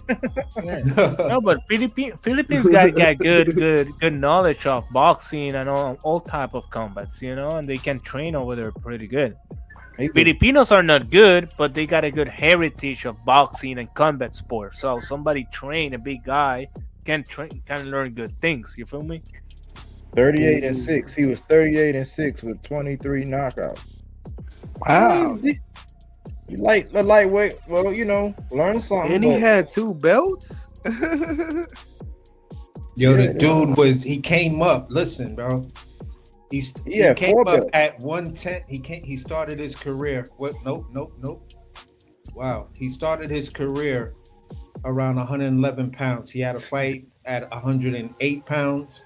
And I'm just going all the way up 108, 115, 113, 108. So he bounced between 108 and 115. That's what they do over there. That's what they do. And his last fight was at 111 pounds. So He win? Huh? He win? Nah, he lost by unanimous. He lost by unanimous decision. His Oh, Boxwork wow. has it as a 3-star, bout, 12 rounds. That's what's up, They though. fought in America at the Inglewood Forum. So I'm guessing that's somewhere in California. I got a question, y'all. I got a question. All right. You know how when the boxer be going into the ring thinking that the opponent is easy work, like you gotta kind of think that they easy work, but like, can you think that they can that backfire on you? Hell yeah. Hell yeah. Hey, let me tell y'all something real quick, man. You don't ever want to go into, I don't care if it's professional or amateur. Don't think the guy is easy work. Don't underestimate nobody you're fighting. It doesn't matter because anything can happen in boxing, first and foremost. Secondly, man, bro, I did that shit one time to myself and I got hit in my motherfucking mouth. I ain't never did that shit again. Like, hell no, man. I ain't underestimate nobody else. And that shit hurt. Hell no. Made me feel like the nigga had power. He ain't have power. He just, you feel me? I don't underestimate nobody or nothing. Nothing. Like shit. Seriously. Yeah, no, we ain't thinking like that. All right, so I guess the consensus y'all think what I'm gathering is that everybody, you're not counting Laura out, but y'all kind of leaning towards Janet Beck is what I'm gathering. Only because, like I said, I'm only picking it by the age. But if I'm being realistic, though, like, I want to see Laura do it just to be upset. I just want to see Laura just, you know what I mean, just shut everybody up. And plus, the Cubans want that. They need a victory. But yeah, Lara is the greatest they got. And but yeah, that's my I'm wondering. Laura, he's 40. Laura's one of the He's top 40 or champions 39. for sure, but you know they got. What is his weight class again? 160. Yeah. Okay.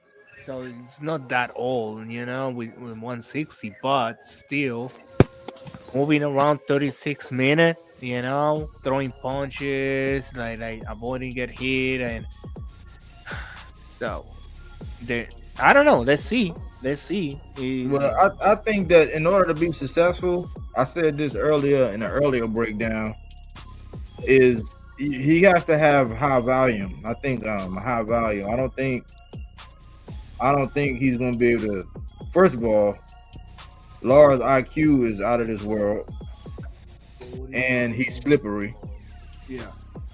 If it's a low volume, I think he'll lose on the decision because he's not gonna be able to hit Laura like he think he is unless he catch Laura and buckle him and hurt him. I think he's gonna have to crank up the volume on Laura, and you got to know how to cut that ring off. If he's up there chasing him around, Laura's gonna set him down. And he's going to shock him, man, because Laura, he know how to set some traps. And if he don't age overnight, this could be an upset. Like if everybody leaning toward Janet Beck, this could be an upset because of Janet Beck's mindset. You know, he's saying that he easy work, basically. Yeah. Chill out, bud. I'm gonna get all these belts, you know what I'm saying? Then I'm gonna come fight you. But like he said, came out and said Laura's easy work. That's why I made that thumbnail like that. Lara is not easy. He never was and never will be easy work. Don't be me. Yeah. Don't be me. Don't think like that and then get hit in your motherfucking mouth and then go back to the corner and ask your coach like, "Hey man, what? Hold up, y'all ain't tell me he could hit like that." Don't be me. I just found out like Frank Martin, he was gonna fight the other Cuban. His name he's got a complicated name. He's with T. I forgot. But the guy he gonna fight. Bro, he hit like a mule. He's very complicated. Rancid. He's 10. Rancid. You talking about Rancid? Yeah. But he got a name. It's hard for me to say even. Barthélemy. Barthélemy. Yeah. Yo, that motherfucker he's a ex-champion. The last fight was a robbery, but he's complicated. He have a lot of technique. He hit hard. He got a nasty jab. So it's not an easy work for Frank Martin in that fight. And he's tall too. He's taller than Frank. So you know that one isn't an easy work neither. So yeah, but it's no easy work. What's up, CJ? Salute. Yeah, definitely. Hey, what's poppin'? Easy work. What up, CJ? What up? Hey, let me just tap in real quick. I don't know that I just hopped off my live and onto this one. I hear you talking about Frank Martin and Francis Barthélemy. Yeah, man. Say, man. Not an easy test. I don't think. Here's what I see happening. I think Frank will win probably a UD, but they won't get credit because dudes don't know about Barthélemy. And then yeah, so I agree with who was the boy? I'm sorry, I know I heard you on here before. Malaza, con sabor. Yeah, man, I agree that he's no easy out, but since he's not known, I don't think that's gonna do enough to get Frank back in the mix. Is my overall point, like in a title fight mix or get that next opportunity. But it will be a quality win for the hardcores, but I don't think it'll be enough. He'll need something else. But y'all got it. Nah, where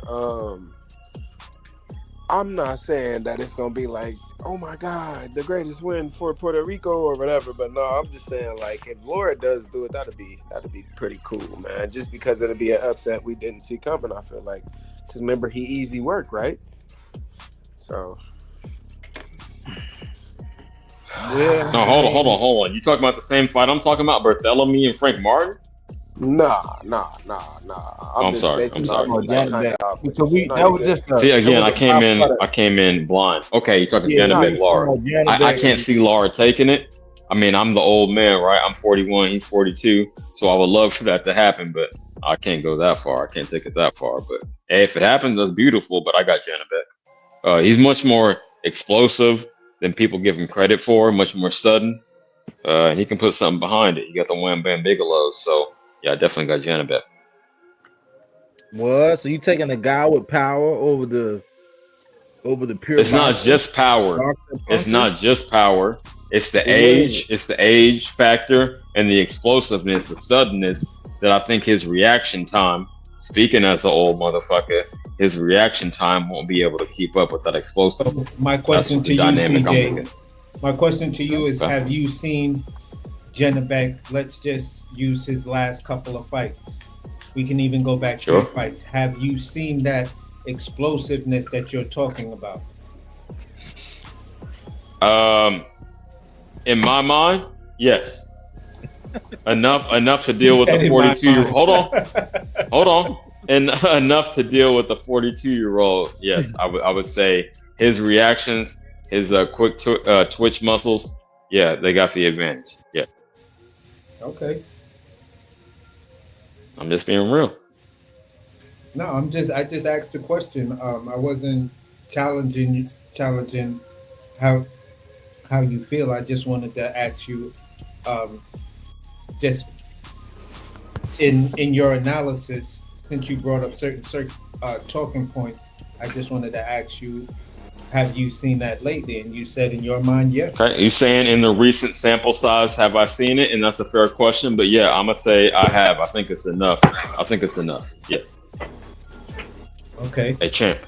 Okay, hold on. I'm gonna have to mute up for a second. Hold on, Champ going crazy. But this is interesting. You know, because he went the distance with Denzel Bentley and he went the distance with Von Alexander. And Lara can outbox both of them. I don't see anybody who is Rob Grant.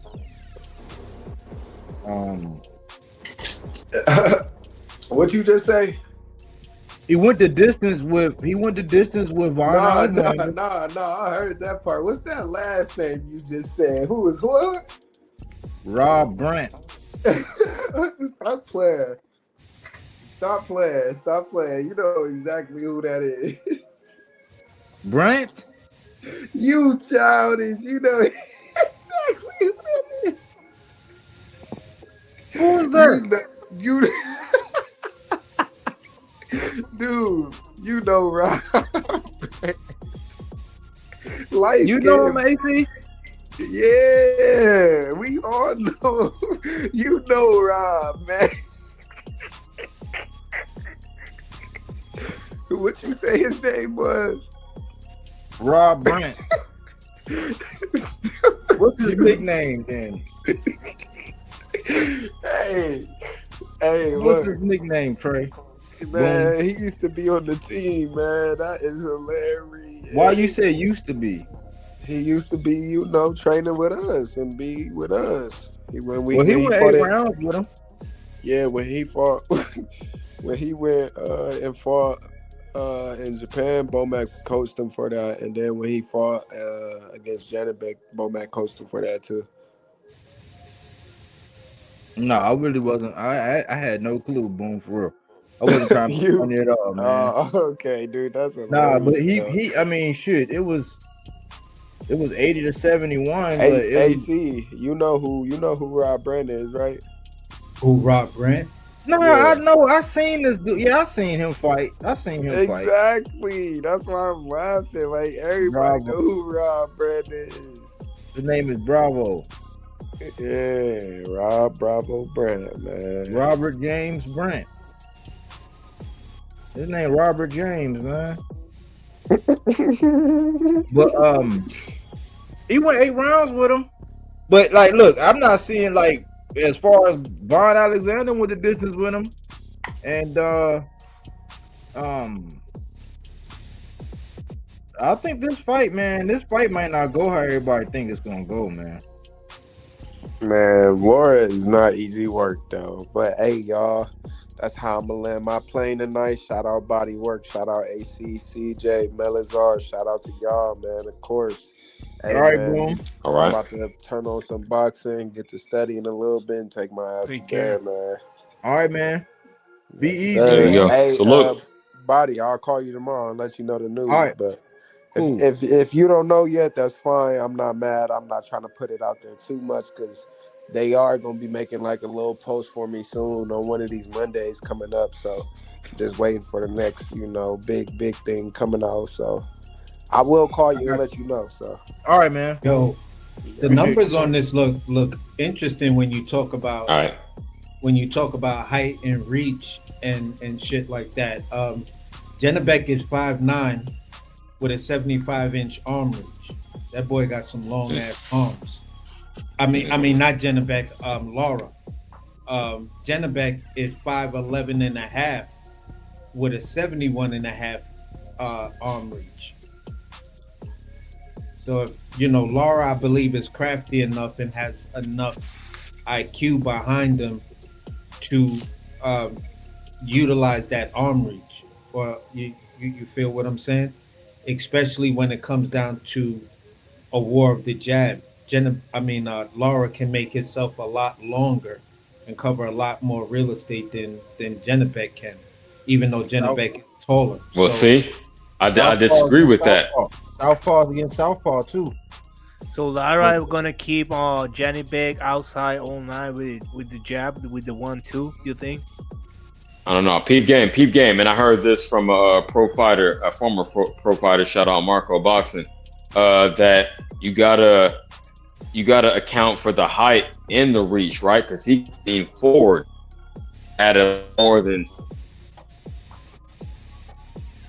Granted, he might be off balance, but he could still touch. Hold on. This is what a pro boxer said, not me. I ain't been in the ring. I've been in the pro wrestling ring. No, I'm just saying what he said. No, if you've been at my fault. See, I'm getting too excited. But no, if you let me reiterate, if you bend at the waist, you could add a lot more than 2 or 4 inches onto your punch. So the height does matter, not just the back and the arm. So it might be like a wash. I say all that to say it might be about even. So it will come down to the skills and the power. So I don't think he'll just be able to stick and move, stay on his jab. I don't see that happening, especially at his age. But y'all got it. Good point.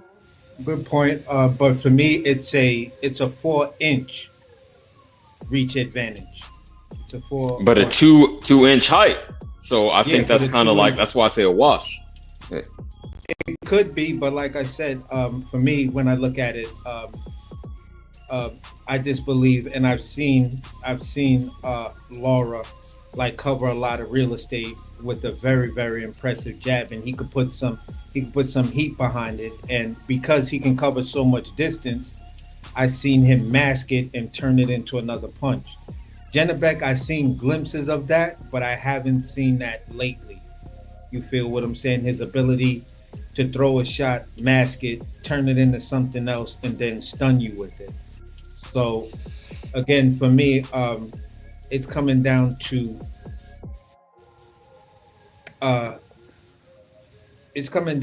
age versus craftiness of an older fighter. So what you think this new Filipino corner that Janabek got now can be teaching him new tricks and stuff that can maybe cut the ring for Lara?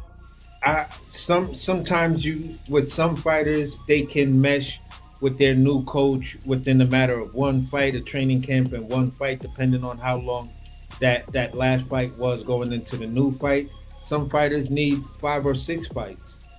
Some guys need 2 or 3 fights. So it all depends on how they meshing and gelling and stuff like that.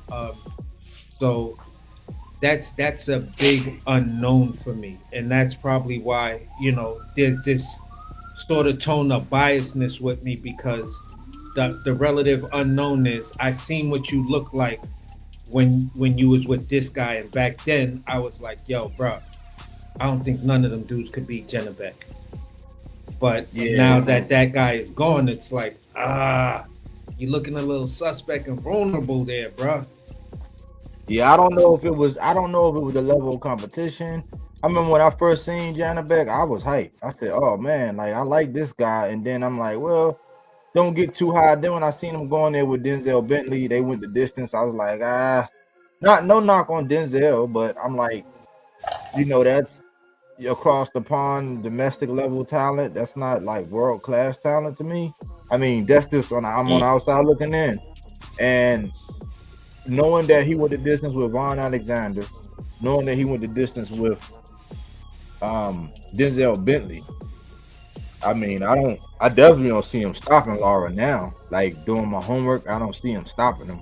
And I think that if he go in there with that mindset that Lara is sweet and that he just gonna go in there and just take his cornbread, man, he gonna get spanked. You know what I'm saying? Like, cause he gotta have an IQ. He gotta know how to cut that ring off on Lara, and they gotta be educated pressure. Because if you go in there swinging all wild, Lara is actually making people miss, and then he's sitting down on some shit. And he's disciplined enough to where this is a 12-round fight. He's disciplined enough to like pick and poke at him for the first 6 rounds and get him frustrated. And then when he frustrated and start making mistakes, he can start sitting on some shit. So I think this is a very close fight, man. I don't see Lara getting stopped. You know what I'm saying? Only people I think really give Lara a hard time is a high volume guy. And I don't know if he's got the volume, if he's going to come in with that kind of volume. Now, he do got some power now. He got some power.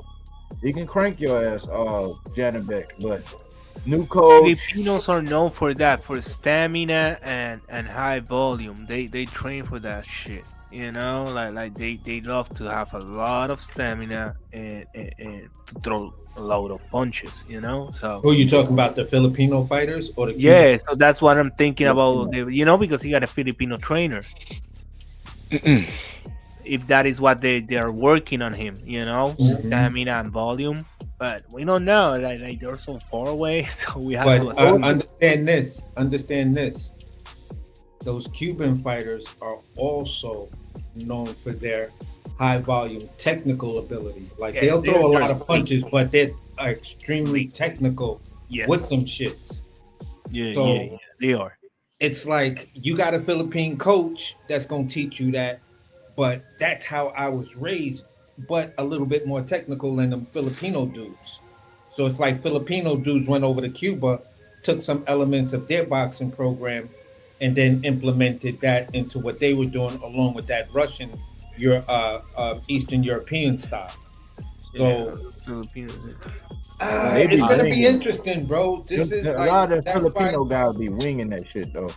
Huh? They just be winging. A lot of them guys, they be winging punches. Like Manny Pacquiao, winging. You need to get away with doing shit that, like, you try that shit if you want to, you gonna go to sleep. So hopefully he got that style down. Aaron Jones, what's going on? Yeah, but Janabek is the one who got the Filipino trainer. No, Lara. Yeah, I know. Janabek. So that's what I'm thinking. If the Janabek training with these Filipinos, they've been training in stamina and throwing load of punches, so they can stop Lara. Because that's the best plan to go. I mean, that's a good point, bro. That's definitely a good point. If they're gonna try to bring that type of heat, but again, this is a game plan. You feel what I'm saying? For me, that you're implementing on this fight. Yeah, you're the younger fighter. It may be a little bit more easier for you to adapt to it, but it's still, for me, as a fan of both of them, it's like it's still going to be a heavy concern on my part, because I don't know if this is the type of guy that you really want to, kind of try new things with, instead of perfecting what you do well that might neutralize this guy. And Lara is a veteran too. I think Olympian too. Like he's a very veteran. Yeah, a boxer. veteran is the right word. He's older than me. So He banking on that, man. Well, we'll I see. am. I'm gonna emphasize it, champ, because hold on, Father Time is undefeated. He might have all the skills in the world, but that shit can. And I don't like to lean on this cliche, but you could age overnight, and you never know when it happens until it happens. Then in retrospect, you say, "Oh yeah, the nigga was old," but that's after the fact. So maybe I'm calling my shot. You know what I mean? But that's where I'm at with it, man. I'm 41. He's 42. I don't see it. Lara is 42. I thought he was 40. Holy damn! No, he 42. It's 42. 10 years. It's 32. It's 32 against 42. 42. It's crazy. God damn, it's crazy. You know, like, hey, I got Cuban friends, so I got my horn in this fight. So that's the reason I'm asking question. Like, I'm just gonna enjoy it because whatever. But let's see. I mean, you do got it's. I don't have a favorite in this one. It's an element in there because maybe you can say that Laura's the last couple guys, they were smaller guys moving up, and you know we do got the element of Father Time. We don't know. See, I don't know. I don't know. Okay. I'm leaning as you saying it. Go ahead. I'm leaning towards. I'm looking at the politics. And because they're already putting it out there that Bud wants Janabek, so I'm thinking the business of boxing wants Janabek to win. I'm just questioning whether or not Janabek is going into this fight thinking Laura is sweet, because Laura is nothing sweet about Laura, man.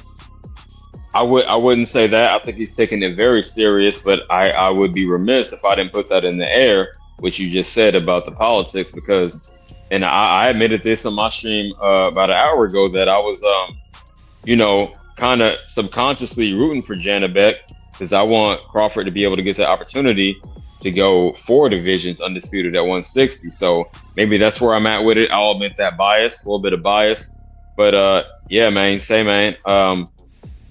no, I don't see 42 being able to get it done. It's just not like, with the politics. He would have to do like a 8-4, right, to really get the nod. And I don't see that happen.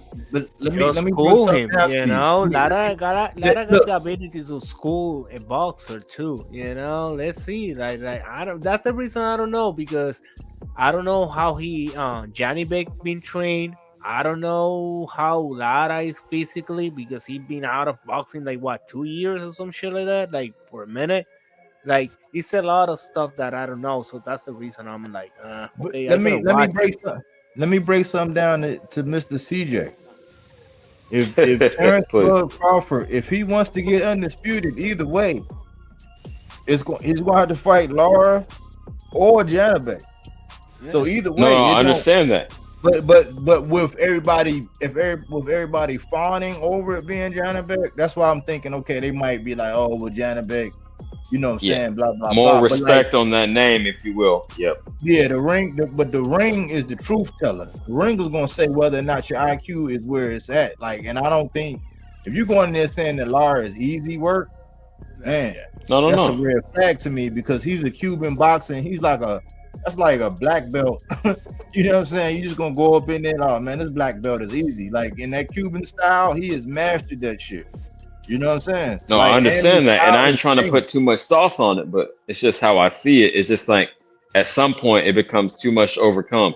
Like I'm training for a marathon, right? But I haven't been able to run for the past week because my knee is hurt, and I can't do shit about it. I could ice it, I could take some pain medication, but at some point I can't do shit else. So that's where I'm at with it. CJ in this one, you feel me? I feel more like CJ in this one. Like even I want to root for Lara because I got friends and whatever, and I always get like the sweet spot. But Father Time, and he's 42, and he's 160. It's not like you're in like heavyweights or light heavy that you don't need to move that much. You know, you're Yeah, you know, yeah. Lara depend on his legs. Like I'm Lara not depend pushing on either his way. legs I'm and just his knees. I like playing devil's advocate every now and again. I know. But let's. No, I was just making the point. I'm not saying he's a pushover. Real quick, I'm not saying he's a pushover by any means. I would put it like a 55-45, right? But I still got to go with the youth. I'm gonna say it like this.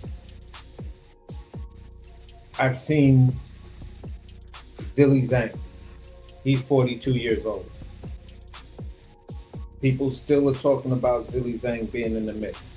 So at the end of the day, until we got his ass stopped. I'm not saying he's gonna get stopped. I'm not saying Laurie gonna get stopped.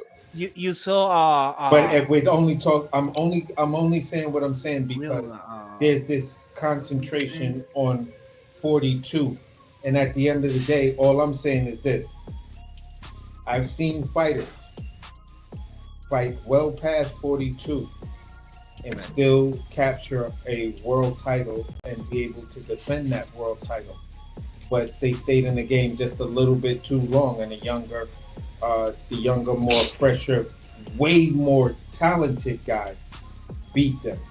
You know, a type of guy that we were just like, yeah, this guy is just, he's been on the tear. There have been no questions about him, blah, blah, blah, blah, blah. But my only point is, you know, sometimes we write off the old crafty veterans because they're old. Talking about Hopkins. You know, no, but it's exception to the rule. You know, always is exceptions to the rule. You know, Joe Foreman, Hopkins. Like that's what I'm saying. There's always exceptions to the rules, and I'm gonna quote Bernard Hopkins at the end of the day. Once you step in that ring is the truth teller. You can lie to us, you can lie to yourself, you can lie to everybody in the world, but that ring is gonna expose who you really are, and that's what it just comes down to. I personally think the skill set that Janabek has, the skill set that Lara has. He can beat Freudian slip. You telling the truth before? No. I like this one too. I want to listen to this one too. No, all I'm saying is this. I personally believe with the skill set, the IQ, the craftiness, and everything, he can beat Janabek. But if Janabek really comes to fight and sit down and he has no weight issues, it might be, you know, he can beat the aging of Lara inside the ring. So by the time we get to the second half, Lara's looking like an old man. So that all depends on how Janabek comes in and establishes himself and starts to make Lara Janabek stamina. Where I don't know. Show wear and have to physically wrestle and tussle and fight him, which is for the older guy, that's not a good recipe. I hear you, AC, and since I have the fight so close, I'm not putting no bread up. I might put some push-ups on it.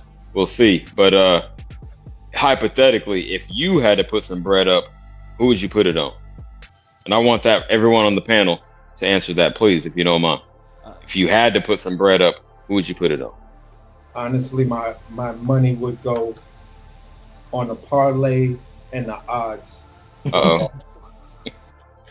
Yeah. Who for who? He said a parlay and the odds. I don't know. Oh, okay. He would do a parlay and base it on the odds, like a right. Now, you can find good little ones. I understand what he's saying. It'll be like an over, like pretty much like an over on this one, a over on the Fulton and like it'll be like two overs and like he'll play the odds and do a parlay. Yeah, that's not a direct answer, man. That's not what I'm looking for. I really want to know if you had to put Grey Goose in the cup and go straight up. You know what I mean? No chaser. I'm still gonna then let me clarify. At the end of the day, I'm gonna put my money where my mouth is, money where my heart. I'm gonna go with Laura. That's where you're fucking up. Whether I'm right or wrong, I just believe in Laura, and Janabek has left me with some questions. That's good. Okay, I ain't even gonna ask you for a real bet. I just wanted to know. Okay, y'all got it. Body, Malaza, whoever want to go. Oh no, I don't got one. I'm leaning towards Laura, man. Like, damn, I'm leaning towards Laura, man. I'm leaning because I think he gonna go in there. It's gonna be sweet, man. And that dude is a technical boxer. Like, he's a technical master boxer. You gotta be able to cut that ring off. And you gotta be able to hit that dude, or you gotta be able to force him into a fight. If you don't know what you're doing, Johnny back there. You know what? I gotta go with Johnny back. I gotta go with CJ in this one and go with Johnny back. Let's go. Let's split decision. So let's break down before we wrap up. Let's go ahead and break down the last fight, man. Let's break down the last one then. Isaac Pitbull Cruz against Lamont Roach. Ooh, yeah. Out of y'all, all right. Who has the better defense? Well, Peep Game, I was using AI for one of the first times in my life. I'm trying to get updated with new generation, but when I was doing my shit, it said 135. I don't know if that's a fact, because that makes a difference in my prediction. Like, not too much. I would still pick the same fighter, but as far as percentage, makes a difference. At 135, Roach is locked in, right? Because he's been there. Pitbull has been at 140, and not that he's a huge dude, he's 5'5", but he's more acclimated to that. So I would think he would have more power carrying up to 140. At 135, I would say like a 65-35 for real Roach. At 140, might be like a 60-40. So that's where I'm at with it. But either way, I got Roach. I think he's displayed a higher level IQ, ability to adapt and adjust, especially to an aggressive fighter or power puncher. Not that Pitbull and Tank are the same type, because Tank is a counter puncher, but still he can step around. He's shown that lateral movement, that agility to me, and to being selective with his shots to think that he could outsmart Pitbull Cruz. So that's where I'm at with it. Either way, I got Roach, but I might be more convinced if it's at 140, but I saw 135. I said 140, but what did AI say? Oh, it said lightweight. 140-pound fight. It said lightweight. I don't know my shit. I don't know why I got the bad data, but yeah, that's what it said. No, but it's so you might want to recalibrate and ask it 140, because it is at 140. For sure. Okay. Cool. But that do make a difference. And they said that I know 7 days out, Lamont was at like 148. And he was supposed to be at like 147, 145, I think. 145, 147. He was at 148. Okay. Yeah, but have to be 140 because it's for the title, the interim. For the title, that's what I was confused about. They said it was, man, AI was maybe AI was just inaccurate, but yeah. It is for the interim. But what I'm saying, a week out, because you know they do the markers like 21 days, 14, 7. They do those markers where you got to be at a certain weight. And last week, Lamont was at like 147 and a half, I think. And he was supposed to be at 145. So what I'm saying, what I wanted to say this was this real quick. What I've noticed about AI, it's all in how you ask the question. Yep. So if you asking a direct question about the 140-pound division, then you'll probably get a direct answer and stuff like that. So with that being said, before you go, and I'm not trying to cut you off, but to clarify, I said how I phrased it, and I've spoken to the mic. I said, what are the upcoming fights on the PBC card this weekend? And I did the shit live and people saw it. So yeah, that's how I phrased it. Maybe I was fucked up, but it said lightweight. So maybe it's just not up to date, or maybe it's I don't know. I was trying to be like dial it in, but yeah. Well, understand this: when you look at lightweight, when you look at them, right? They're still under lightweight because it's got Pitbull Cruz that's super lightweight and it's got Lamont Roach that's lightweight. So because he hasn't moved up, maybe that's why it was inaccurate. That kind of makes sense. It's not official. Scooping the data.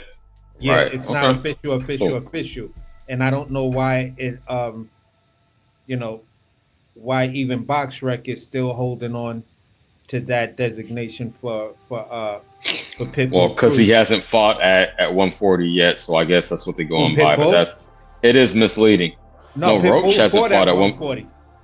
No. I said Roach hasn't fought at 140. If I'm not, yeah. So I don't think I'm tripping. So No, he hasn't. yeah. So so maybe that's why they put it, because one fighter is still at 135 technically. I think that's why I didn't get the accurate. But yeah, okay, I got to keep that in mind. Shout out to y'all. So all I was gonna say was for me, when I look at this fight, this is a stylistic matchup, and the stylistic matchup leans heavily towards Lamont Roach. You feel what I'm saying? So Yep. With that being said, the bigger guy, he has the reach, he has the height. In this case, that argument that was stated by the boxer that CJ quoted, it's absolutely 100% factual in my opinion in this case, because the shorter guy doesn't have a reach advantage to even begin with. He's at a deficit, and it's like so when I look at who can touch who first and who can control that, everything is leaning toward Lamont Roach. All Lamont Roach has to do is just keep a mid-range to distance, and if he wants to step in and hit him with something that's good, or catch him coming in with a nice check hook even close as he's turning, it's all right there for him. And he's not punching up. He's kind of just like keeping everything solar plex to mid-chest level. And in any sort of combat sport, that's like the danger zone, and where you generate a lot of power. Those short, punches that are short off the distance of your chest and are like right in that Goldilocks zone. So I don't know. This might look like a one-sided, beatdown. Can end it up like that. Can end it up one-sided. Yeah. It has all the markings of being a one-sided beatdown. Something to make Lamont Roach look good, but it's a tough enough opponent, like what was going on with Abdullah Mason. Mason chose to make the fight tougher than what it was, and we got that fight. If Lamont Roach chooses to make the fight tougher than what it is, Pitbull is going to shine. It's different because the guy from British, that guy, it's a different boxing style. They box more dirty. They try to grapple, like the other one. Pitbull go more like a turtle, really slow, and he throw this overhand, like you think you're out of reach, and suddenly he throw this overhand and hit you from nowhere, and that's how he knocked people out, But the other guys, they are more like the way they grab and the way they hit you, grabbing you, and they play more dirty. Those guys from England, they are more dirty. No, but that is the problem that I was Abdullah only had. making. I get what you're saying, but I was only making a comparison in. No. If you make the fight easy for yourself, it will be an easy fight for you, Lamont Roach.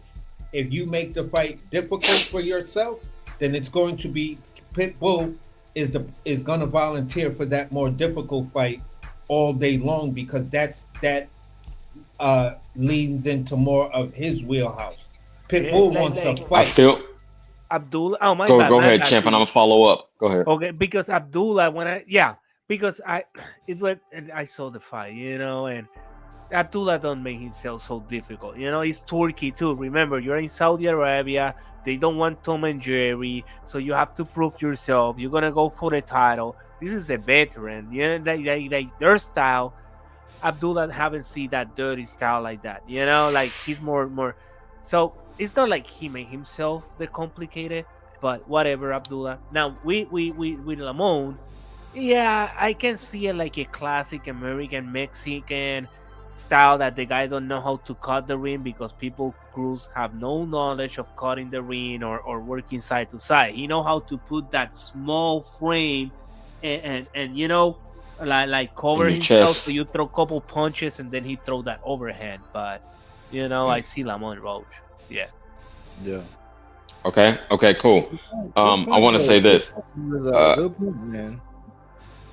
It was, and I'm gonna build off both what AC and Malaza say. If if Lamont Roach wants to engage in the, you know, but in my opinion,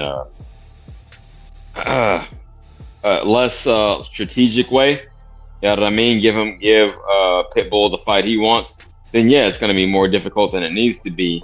But like Malaza said, like the motivation isn't there. Like, okay, if I'm not mistaken, that's the first time that Abdullah was on a turkey card, right? So since the Tom and Jerry narrative is out there, he don't want that. Then he felt the need to put on at least one time, show he's willing to engage and could still win decisively. So cool, that's great for him at age 21.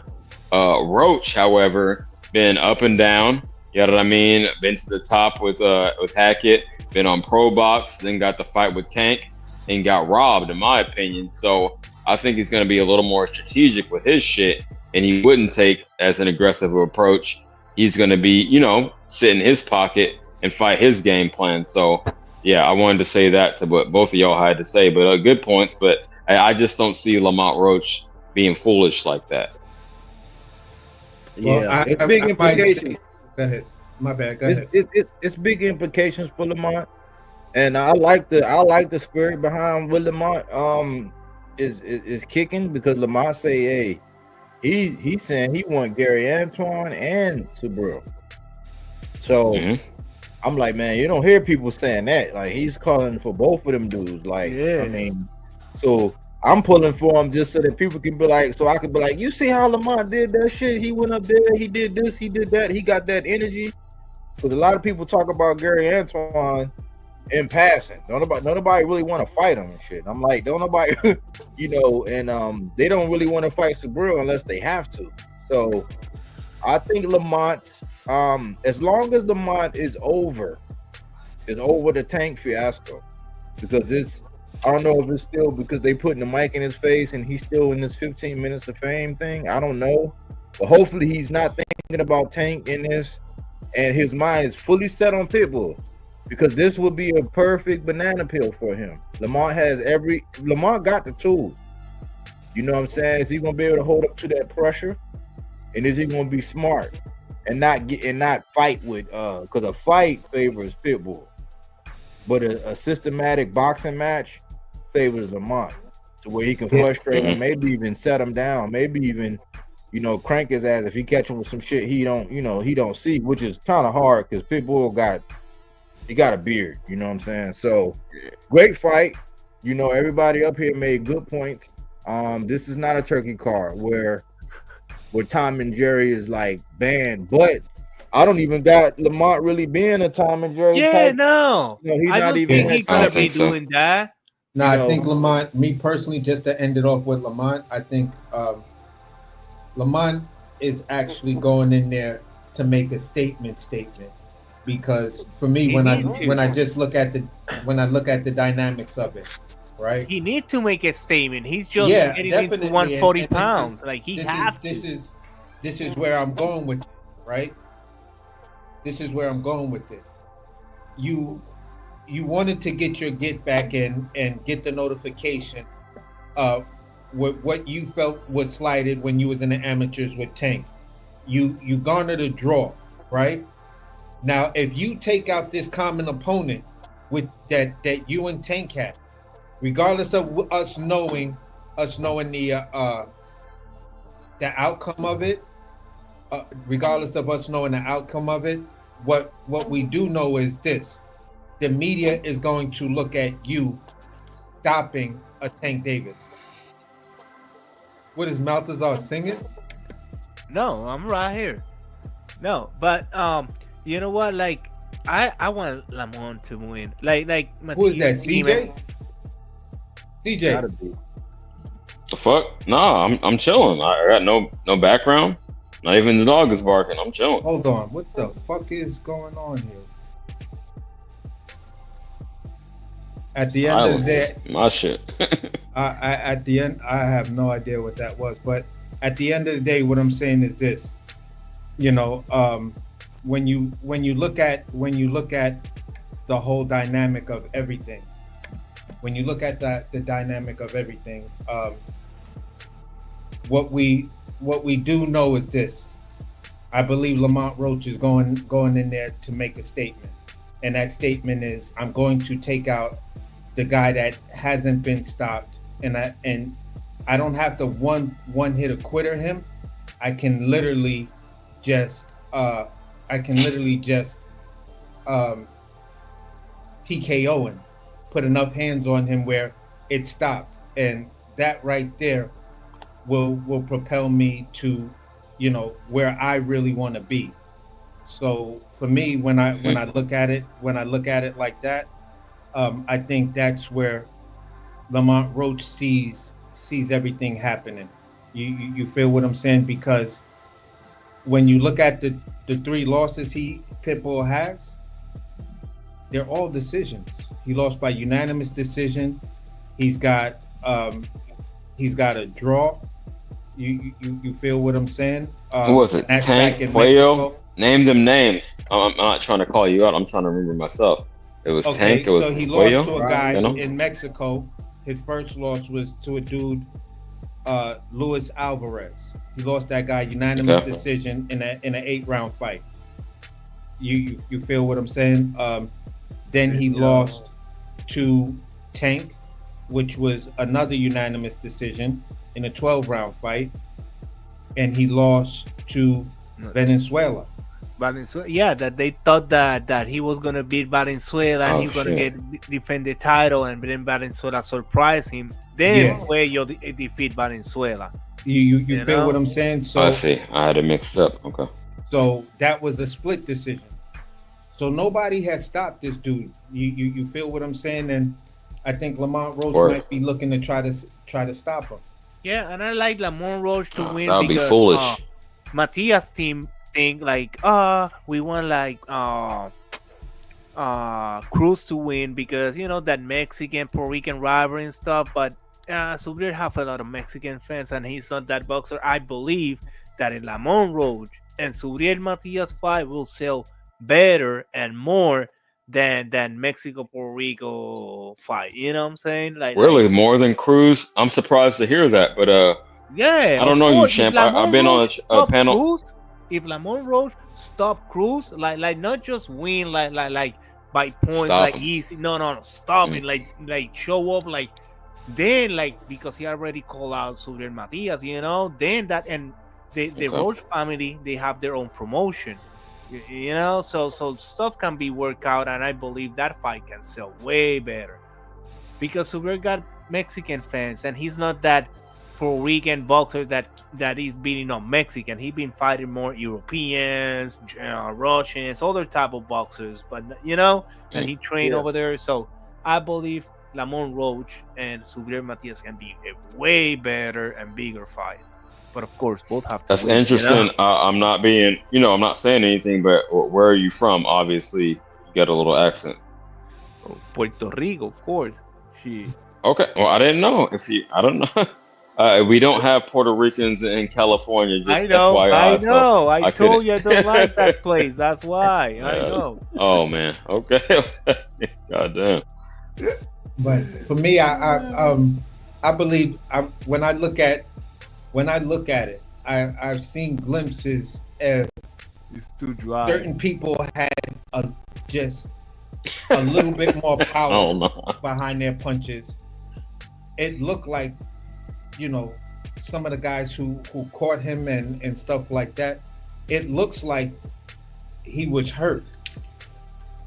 So at the end of the day, I think Pitbull can be stopped, but it has to be that strategic beatdown, that surgical strategic beatdown that is more of the physical pain with the mental despair.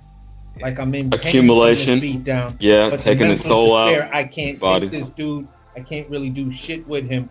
So you kind of like make him mentally quit, and then the body quits. Yeah.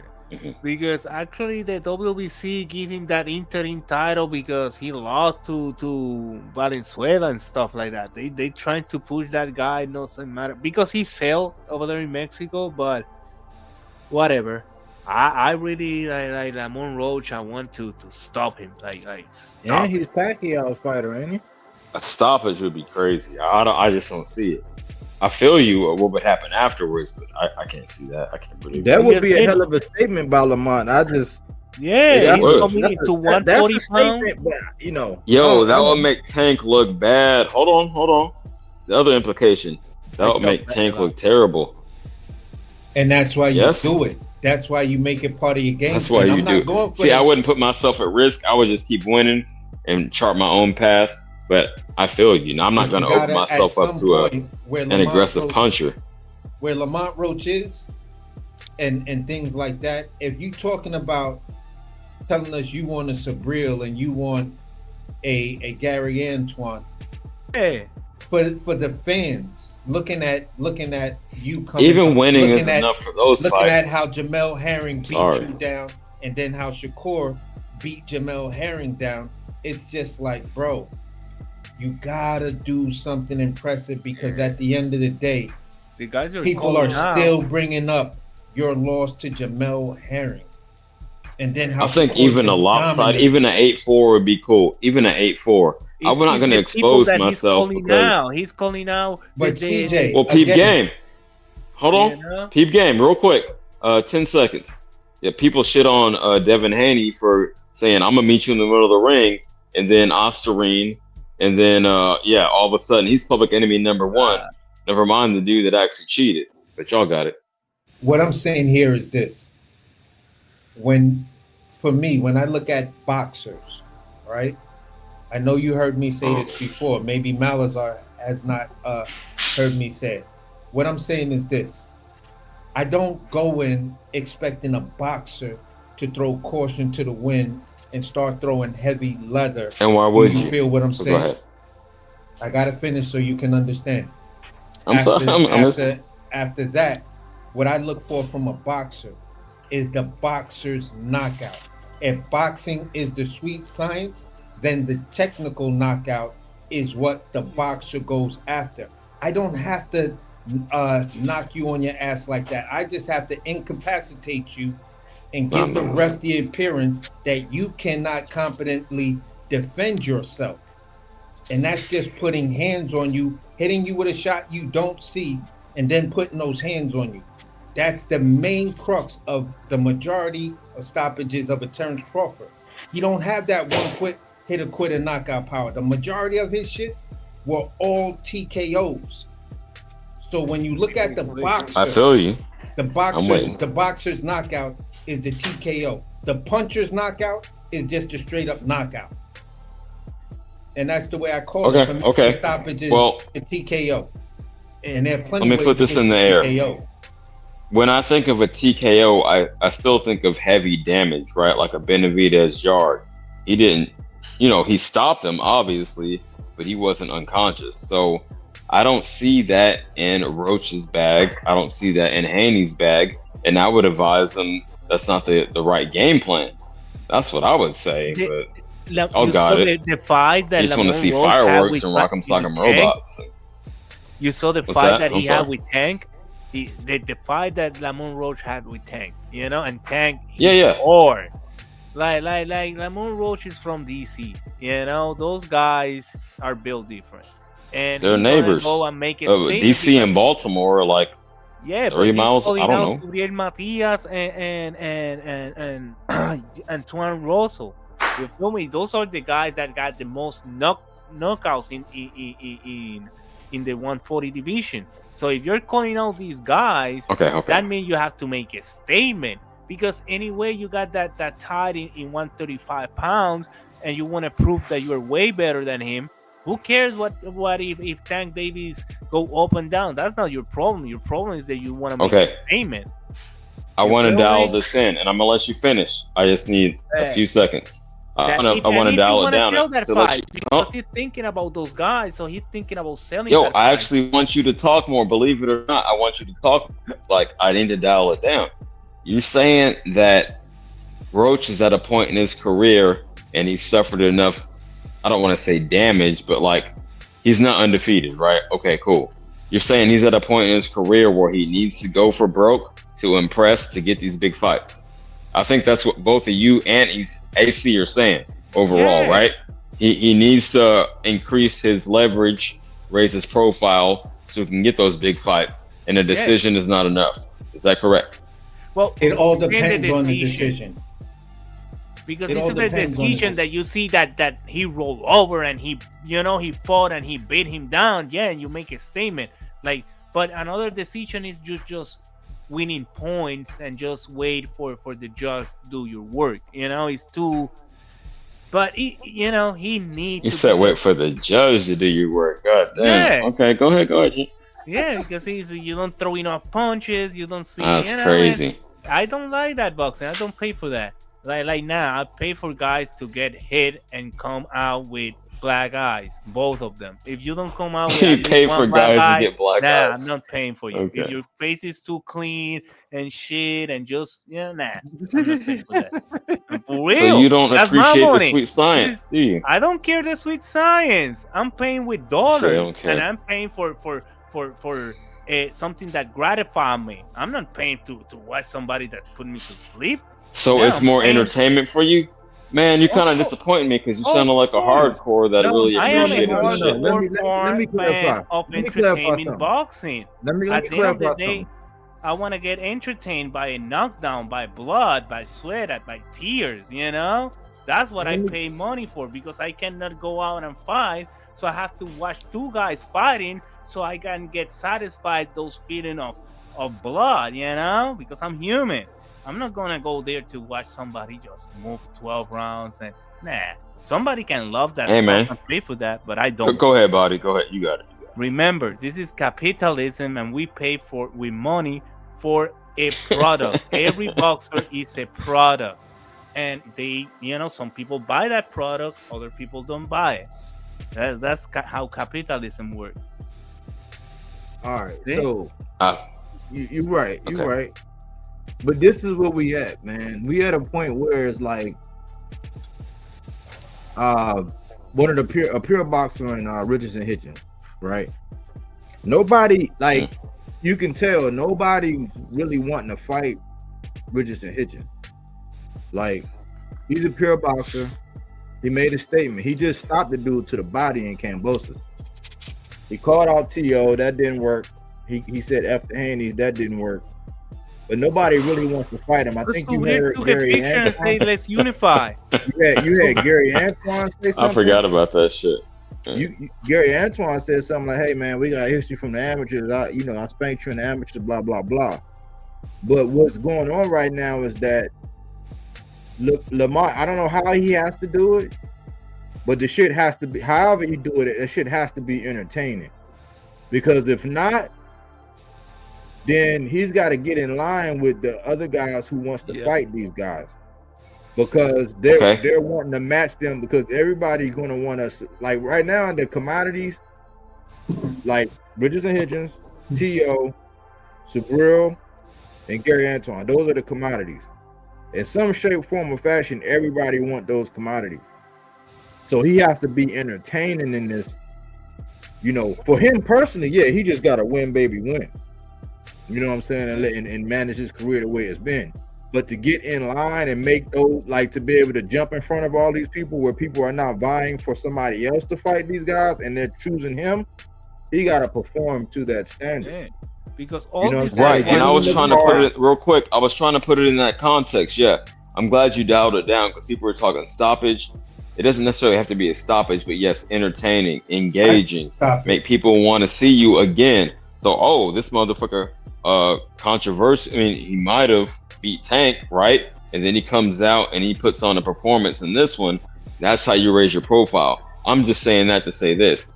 It doesn't necessarily have to be a stoppage. But entertaining is the right word. I mean, I'll put a bow on it with that. At the end of the day, I look at it like this. if I'm coming up and I'm the dude that just walked in, I'm asking 2 questions: who dorm this is and who running slot time. Those are the 2 baddest motherfuckers. And if I'm going to run this house, I gotta put hands, feet, paws, everything on these 2 dudes. That's just the mentality of me. I'm not the dude to go in there and then play it safe once I get there. Playing it safe when you get there, to me, it's like I have no respect for you when it comes down to that. Playing if safe. You moving up. But you got to feel the vibe of the room. You can't just run up and flex off top. Let me finish, CJ, please. If you moving up and you going into somebody's neighborhood and you moving up and walking around with your chest out and you calling out other big dudes at that weight class, you better make that statement, bro. You better make that statement. Either it's a master class or a stoppage. Me personally, I prefer the boxer's knockout, the TKO. It's not that hard to fucking do. It really isn't. You don't have to put yourself at risk. Nobody stopped this motherfucker. Let me finish. You just have to display the technical ability to shut that man down. And that's not necessarily putting yourself at unwarranted risk. It's just applying what you do well and shutting that guy down. That's all it is, bro. If it's the sweet science, then there's a technical stoppage to the sweet science. That's the part I'm looking at and saying, okay, what type of boxing fans are we that we don't understand what the fuck the TKO is opposed to the KO? Hey, before you go, Melissa, real quick, I gotta respond to Ace. I gotta respond to that. Go. You asking him to do what nobody has ever done and stop Pitbull. Is that correct? We don't know if Tank would have stopped him. I believe Tank would have stopped him. I know he didn't. I know he didn't. So you asking him to do something unprecedented. That's the only thing that can impress you. It's unprecedented for Lamont Roach to get a TKO. No, to stop Pitbull Cruz. Stop Pitbull Cruz because no one else has done it. What I'm asking Valenzuela give him an ass. No, you're trying to flip the question. That doesn't work on me, AC. I'm too logical. I pose the question to you. You can't respond with another question. I'm asking you if Pitbull Cruz has been stopped before. So if so, or if not, rather, that's unprecedented. So you're asking him to do something nobody else has done. Correct. Nobody else has done. There you go. Yet. Okay. I just wanted to put it on wax. You know me, champ. Yeah, but I'm not even mad. But Valenzuela give a ass whooping to Pitbull Cruz. You know, that split decision was BS. That should be a unanimous decision. That was an ass. The guys who still ain't been stopped. That was my only point. Still ain't been stopped. The guys who I've seen but beat him Lamont Roach is better. were the guys who I also seen hurt him. So I know he can be hurt. You just have to be able to finish him and put those paws on him. So at the end of the day, when I look at it like this, again, for me, if I'm going up to some in another weight class in these dudes' neighborhood, you feel what I'm saying? I got a bunch of killers over there. I'm taking that and I'm choosing not to go after one of the main dudes. I'm going to take this dude out. That's the dude that I make the statement off of.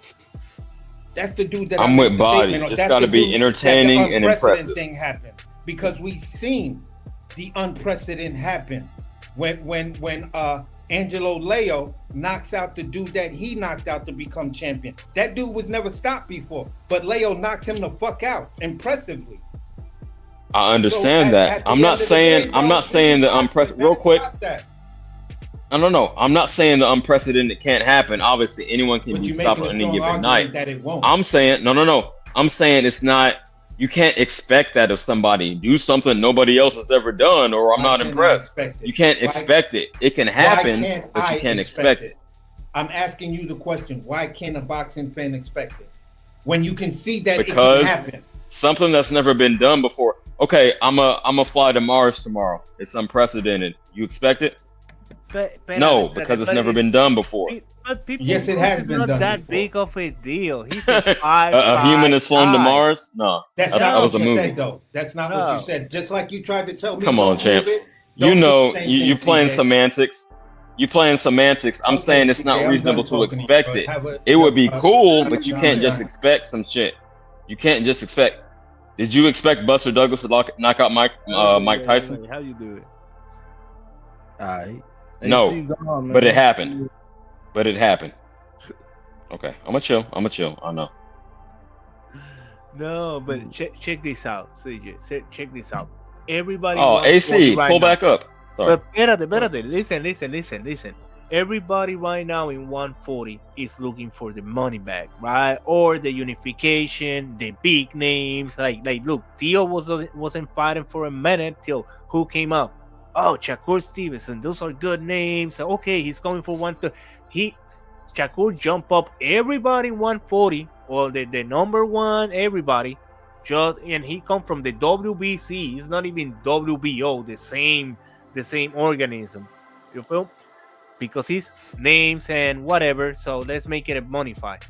Subriel right now, he took picture with everybody that had a belt because he's looking for money fight. He had to fight this Dalton Smith, whatever, boom, money fight. And Russell is looking for money fights and bags. So right now, Lamont Roach jumped a lot of guys in WBC to get that interim title. So yeah, he need to, if he want to get a title shot, if he wants to face one of the top dogs in the division and make that money back, he have to make a statement, like a real statement. It's not like just because, yeah, you're asking Pitbull Cruz, that's the guy you want to fight after Tank Davis? Okay, well, make a statement out of it. Because if not, nobody gonna call him out to fight him and make that money fight. He will not gonna impress another promoter to make money fights. You feel me? Like, it's not only for the fan, it's for his bag. You know, that's how it's said. I feel you, champ. So let me ask you this. We know you like to get people stirred up, CJ. I know. That's part of my shit. Yeah, man, no, I had a rough day though, man. If y'all for really knew, I mean, you in the chat, you kind of know, but yeah, man, it has been a real day. So I'm just like, I don't know. I'm sorry, y'all. Like, it's nothing personal. Shout out AC. I was shitting on somebody else on another channel earlier today, shitting on people on my channel, but no, it's all love for real, overall. But for real, no, I really appreciate y'all. I'm venting, but I never take it to pull up to drop the addy. I never take it that far, but yeah, I do take it a little far sometimes, and yeah, I'm a little calmer now. But no, I want to ask God damn, I forget how to pronounce your name. Malaza. Are you a Subriel fan? You root for Subriel? Of course. We're part of the tribe. And I'm not trying to jump on your helmet. I know it may seem antagonistic, rather, but bear with me. How do you feel about the Osterine thing? Do you think that was trace? What do you feel about that? I don't know. Talk about I'm still thinking about it myself. So I'm not even casting no aspersions. I talk about it, but I can talk about it again. It's like, bro, okay, we just say no to the Turkey and the Saudi Arabian money. We don't need that trash. We're American. We got our fans in New York, in all the East Coast. We can make our own bread. Like to make one like the athletic commission accepted like contamination, like you have to have like 1 point or less, 1.0 nanograms or less of Osterine. Like if you are 0.999, that can be contamination, right? So they barely got a 0.085 nanograms.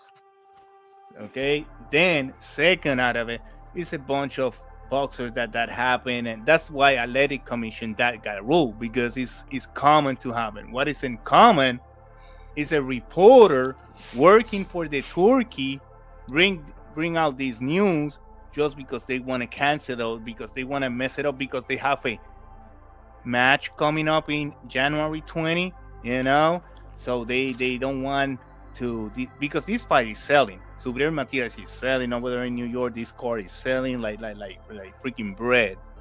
So, and then they use Timothy Bradley, Chris Algieri, and Paulie the Little Bird, to start because they are the puppet of the Saudis, because they don't speak good English. So let me get this American, pay them some money, go and trash this boxer, and trash his heritage and whatever. Like, it's very low. That what they did is really, really a low blow. But you know what? They're gonna pay for it because they're used to do that to South Americans. They used to do that to what they don't knew or understood. When you mess it with a Puerto Rican, you're messing with American. Now you have to, like we go to the Athletic Commission. Who you think that work in the freaking Athletic Commission of New York? Bunch of Puerto Rican. Who you think that run the freaking city? Bunch of Puerto Ricans. Why? Bro, no, get the fuck out of here to Saudi Arabia. We don't need your money. And they're mad, and they're trying to do whatever they can to just or try to walk out of this fight because they don't want to fight Subriel. Actually, they want to fight Puello, but they don't understood if Subriel lose his title, then Pitbull Cruz become the champion. So then Dalton Smith will not gonna see a title fight for 2 years. So I don't know. They play their cards, but it's not working good for them. You got it, CJ. Okay. This at the beginning. Yeah, he we talked about that at the beginning of the show, but yeah, that's it, man. That's it. He put it up in a nutshell, tied it in the nutshell, and tied it up in a bow for you. All right. Salute. Cool. I haven't heard that perspective before. Are you about to close it down? Yeah, we going on, but 2:45 almost. Yeah. Oh my God. Yeah. I think we did it justice though. We covered everything though. I mean, we covered a lot before you even got on. So. Yeah. Well, AC, did you want to speak to CJ, man? Did you want to? No, I was just gonna. I just wanted to try to come at him with this.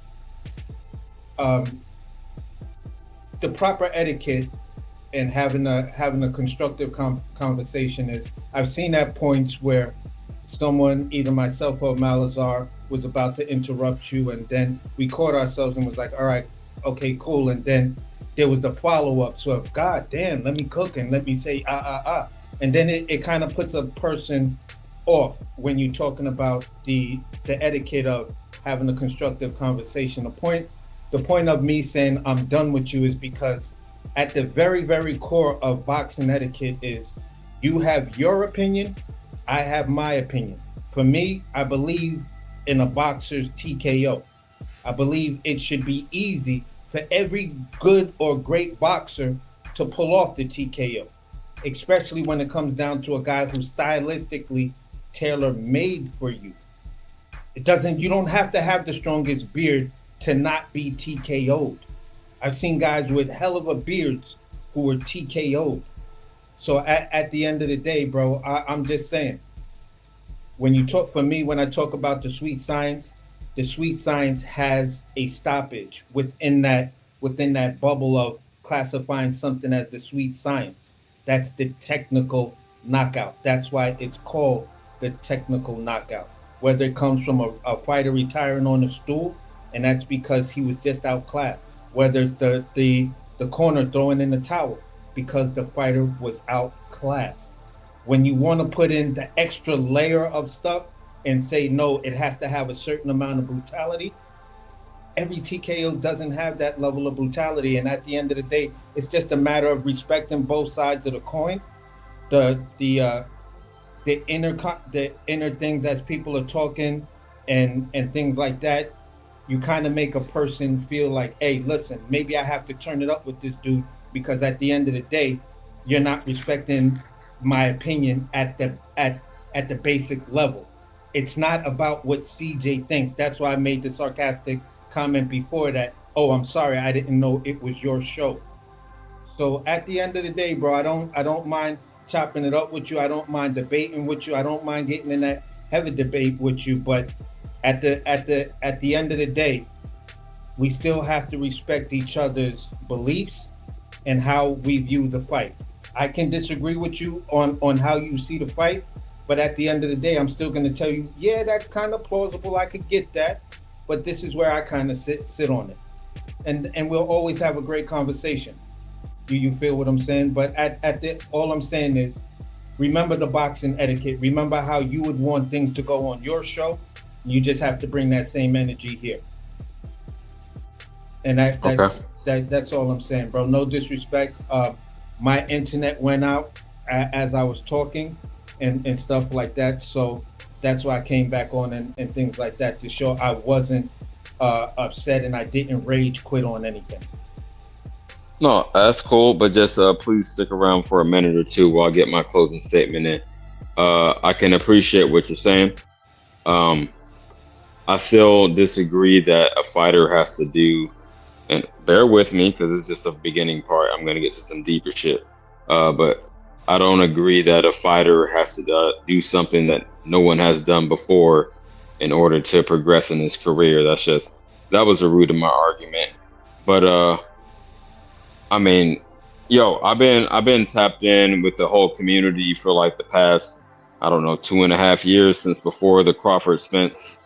So y'all, I say that to say, y'all know what I'm going through. Today was a difficult day, an especially difficult day. So I was a little hyphy. I was a little turned up. So I will acknowledge that.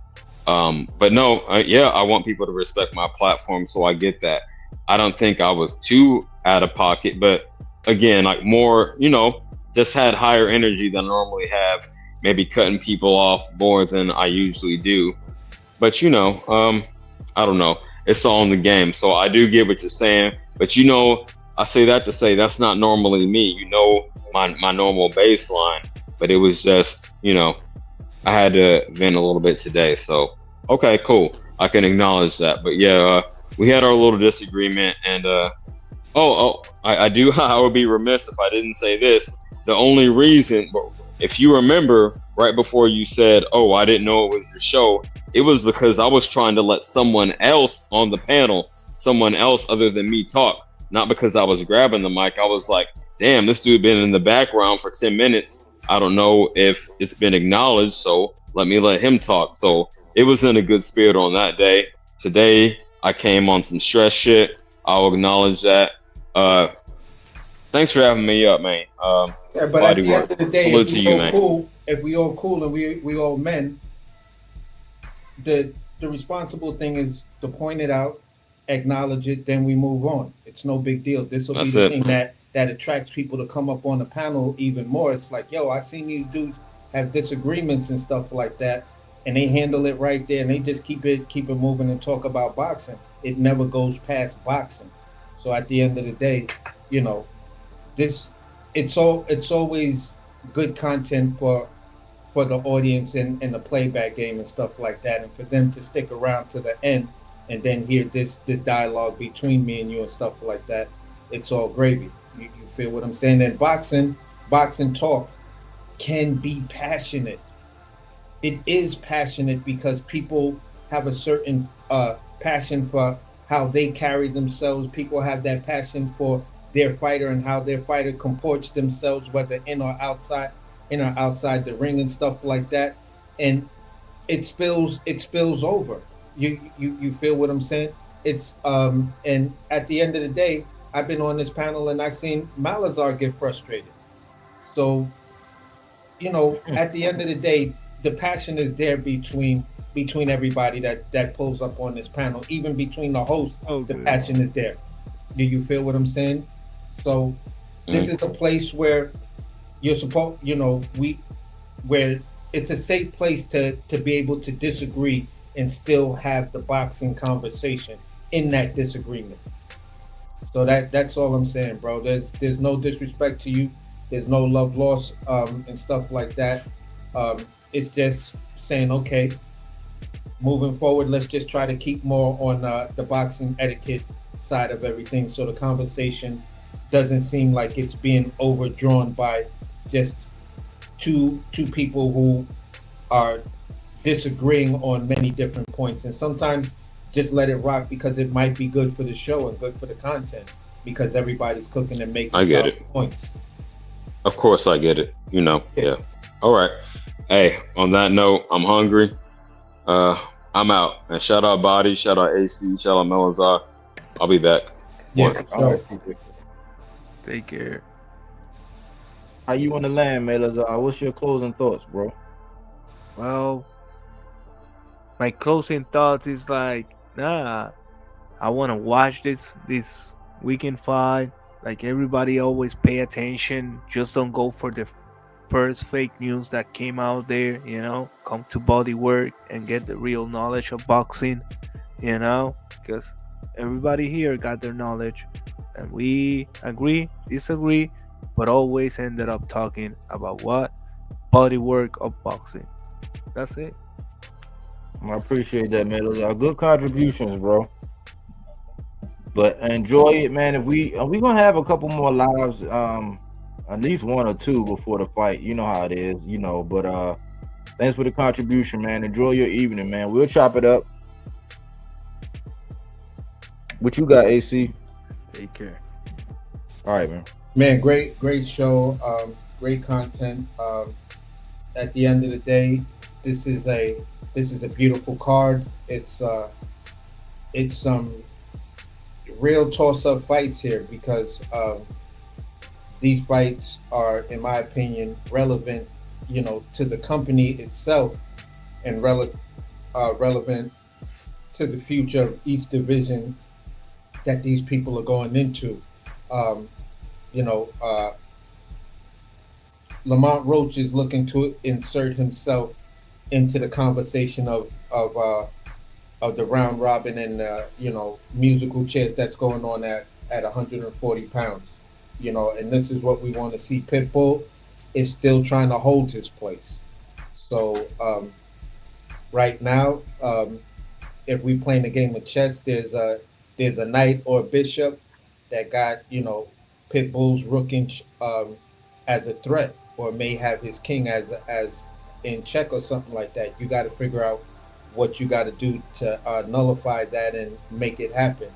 Sabril, not Sabril, Jennebeck and Laura, interesting fight, 50-50. I can't really call it, but I know where I'm leaning towards. I'm leaning more towards Laura winning and stuff like that. I think that the veteran and the craftiness, might work out for him, because I think a lot of people are forgetting that Jennebeck has had weight issues. A whole card was canceled because he did not make weight. So, or the whole fight was canceled. So with that being said, to me it's 50-50. And what was the third fight? Laura Fulton and Fulton. Yeah, Stephen Fulton and Shaq. Super 50-50 fight. You feel what I'm saying? I check more boxes for O'Shaki, but Fulton still has a chance to win. There's still a clear avenue for Stephen Fulton to win, and this is again the only fight I'm actually really two out of the three I'm really sure I'm gonna stay 10 toes down and be sure of. I'm picking Lamont Roach over Cruz, and I'm picking Laura over Jennebeck. The Stephen Fulton fight, that's too much of a 50-50. Way too many variables for me to land a plane on. So I'm just going, as we get closer, I'm going to tell you my keys to victory and see who does what and how they do it. Cool, man. Cool. Good chopping it up, man. Thanks for establishing order, man. It's always a good thing. It's always a good thing when we can be the example, man, because there's so many channels, man, that don't got this down. I don't really care. You know how I feel. I don't care. You can disagree with every single solitary thing that people say, but it is an etiquette to it. There is an order, and people need to see that. Okay, cool. You know what I'm saying? They can be respected. Like, people can have time to actually complete their full thought. There's a lot of places where people can't even complete a full thought without getting interrupted. And I know how therapeutic boxing can be. That's why this channel, man, everything works itself out, man. Yeah, for sure. You're a great contributor to it, man. You help order, and you lead by example as far as the etiquette, you know what I'm saying, and the protocol to actually run a smooth channel. You don't never really have no hiccups here. You know what I'm saying? It's never Yeah, for really sure. So And I don't appreciate that, consider man. that as a hiccup. It's just a lapse in understanding and remembering the protocol. So, Yeah. So cool, man. next Y'all one, know bro. we'll Enjoy chop the it up. rest. They saying we gonna get snow. Y'all, is there any projections, snow projections where you at? Yeah, bro, and I'm kind of like in a weird place because there's a magazine that's supposed to stop by the restaurant tomorrow and review, because they said out of the 12 kosher restaurants in Brooklyn, they chose Biarritz in the order of one of the 12. I don't know where it's gonna place and stuff like that, but it's definitely within that conversation. So I'm like, man, listen, depending on what time the snow's supposed to happen and all of that, and if it's gonna be thick snow or whatever,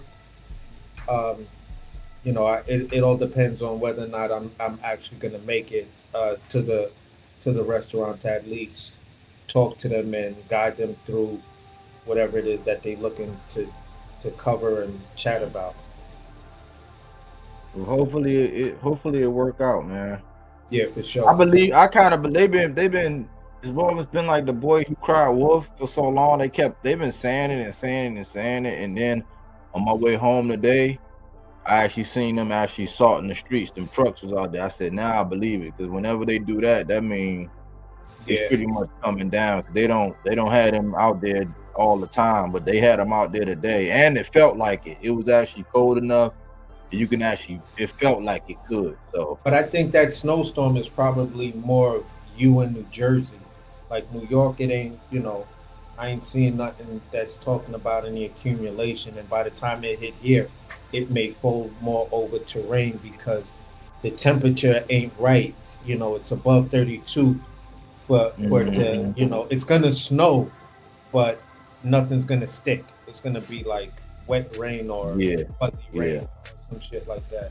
So it's gonna snow, but it's not gonna. From the temperature looking, from what the temperatures read, it's not looking like it's gonna be much of anything. So at the end of the day, it's probably gonna come down to more or less whether I feel like it, because it's really like some insignificant shit. It's nothing major. You feel what I'm saying? Because these kosher lists, I be looking at some of the restaurants that's on them like, how the fuck are you telling me that is the best? Like, wow. So that's where I'm gonna land it and say, look, if I'm up and I'm willing to go, I'll go to the restaurant. If not, I'm staying my ass and I'm rolling over to the left side, pulling the blanket over my head and saying I'm good. You feel what I'm saying? Yeah, I feel you. All right, man. Well, shoot, we'll chop it up, man. Yeah, for sure. All right, man. Enjoy your evening. Definitely. All right.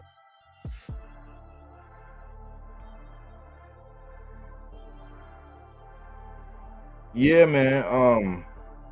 Y'all getting some snow mellows out? Yeah. I'm leaning towards the fact that something gonna come down. You know what I'm saying? They started salting the streets with the truck, so normally that really mean that it's coming down. And how much and whether it'll stick and all of that, I don't know. But great show as always, man. This is a safe haven. We really want to just talk about boxing, man. We try to keep it, for the most part, boxing and a little bit of life things, but we really don't do a lot of drama, a lot of chaos. We really don't talk about people's personal lives. I had a couple people unsubscribe. I had like 3 people unsubscribe, and it always happens because it always happens or centering around some stuff that's regarding Tank. I'll be having spies here. I'll be having people that they like me as long as I don't bust them out on their opinion regarding one fighter, which is crazy because I don't unsubscribe from people just because I disagree with them about one fighter. Now, if every day I see you every day, and for every day I don't agree with nothing you say, and yeah, then we got a problem. But like people who unsubscribe with me because of Tank, you didn't need to be here anyway. You know what I'm saying? You really didn't need to be here anyway. So it's a gift to me. You know what I'm saying? I don't like when people jump to conclusions. You know, it's easy to like forecast and pass judgment on people because you want to be part of the people with the knives and the pitchforks out. But you don't do that with all of the boxers. That's my whole thing. So if you that type of person, you don't need to be affiliated with my channel anyway. Why should my opinion even matter? You know, here we talk about boxing. That's one thing that you always see. There'd be random people coming in here saying, look, I'm glad you don't talk about the drama. I'm glad you talk about boxing. I'm glad you keep it boxing. You know what I'm saying? Y'all always talking about different boxers. We don't talk about the same person all the time. We don't talk about their personal lives. We don't talk about the drama and the chaos and everything else. We keep it boxing, and we are an example of how boxing shows should be. And another thing, people with all these gaudy numbers and all these numbers, people are paying for subscriptions. People are paying for subscribers. They paying for it to look like you got all these people in your life. They paying people to comment. People are copying people's content. That's why that number shit don't impress me. You know what I'm saying? I can make this shit look like we got mad numbers, but for what? And a lot of the times I've shown people over and over and over again that people are still copying the things that go on this little small channel. Even though they got all the numbers, they got relationships with boxers, they can go sit on their favorite boxer's bunk bed and do all kind of crazy shit. But guess what? They still copying Bodywork. they still making up things and mimicking Bodywork. You know what I'm saying? They still trying to get on the level that Bodywork is on. And all Bodywork do is be organic and authentic. Silence is consent is the name of the channel. You know, all it takes for evil to prevail is for men and women to remain silent. So we speak to those things, much like what Melazar was doing, trying to clear Sabril's name, you know, and go over the politics of what was going on and how they was trying to muddy that man's reputation. You know, this is fruits and veggies, not that Reggie. Fact-based content, not opinion-based, even though we have ours. Hopefully you're able to put something in your rucksack based on this show and march on with it. You know what I'm saying? One Deep 209, salute. Salute, CJ. We always have a we not going anywhere. You know what I'm saying? I don't care if we got 6 or 7 people every time. I know that that's why I call it the 300, because the people that we have, it's an organic channel, man. We don't go by popularity. We don't go by saying what everybody want to say. We don't play politics. You know what I'm saying? We don't do drama. You know, we make jokes. We talk about boxers. We put stake in the ground for boxers, man. And we keep it boxing. That's all you can ask for in a channel. And that's what I set out to do. I'm not going to change. I can't change. Why? I can't force myself to lie and flip-flop and politic and do all that stupid shit that these other channels do, man. I'm just going to be me. You know what I'm saying? The people that gravitate and the people that I resonate with, they're going to come. You know what I'm saying? They're going to build. You know, and that's all we can expect. Anyways, I hope y'all got something out of today's segment, man. We'll be back. We'll definitely be back before the end of the week, man. But thanks for choosing Bodywork Boxing. Well, we don't take things for face value. We do that body work. He didn't want to box. He wanted to actually prove that he could punch with you. He was like, what the fuck is this nigga, right? Oh, okay, you want to go to sleep. You tired. Welcome to Bodywork.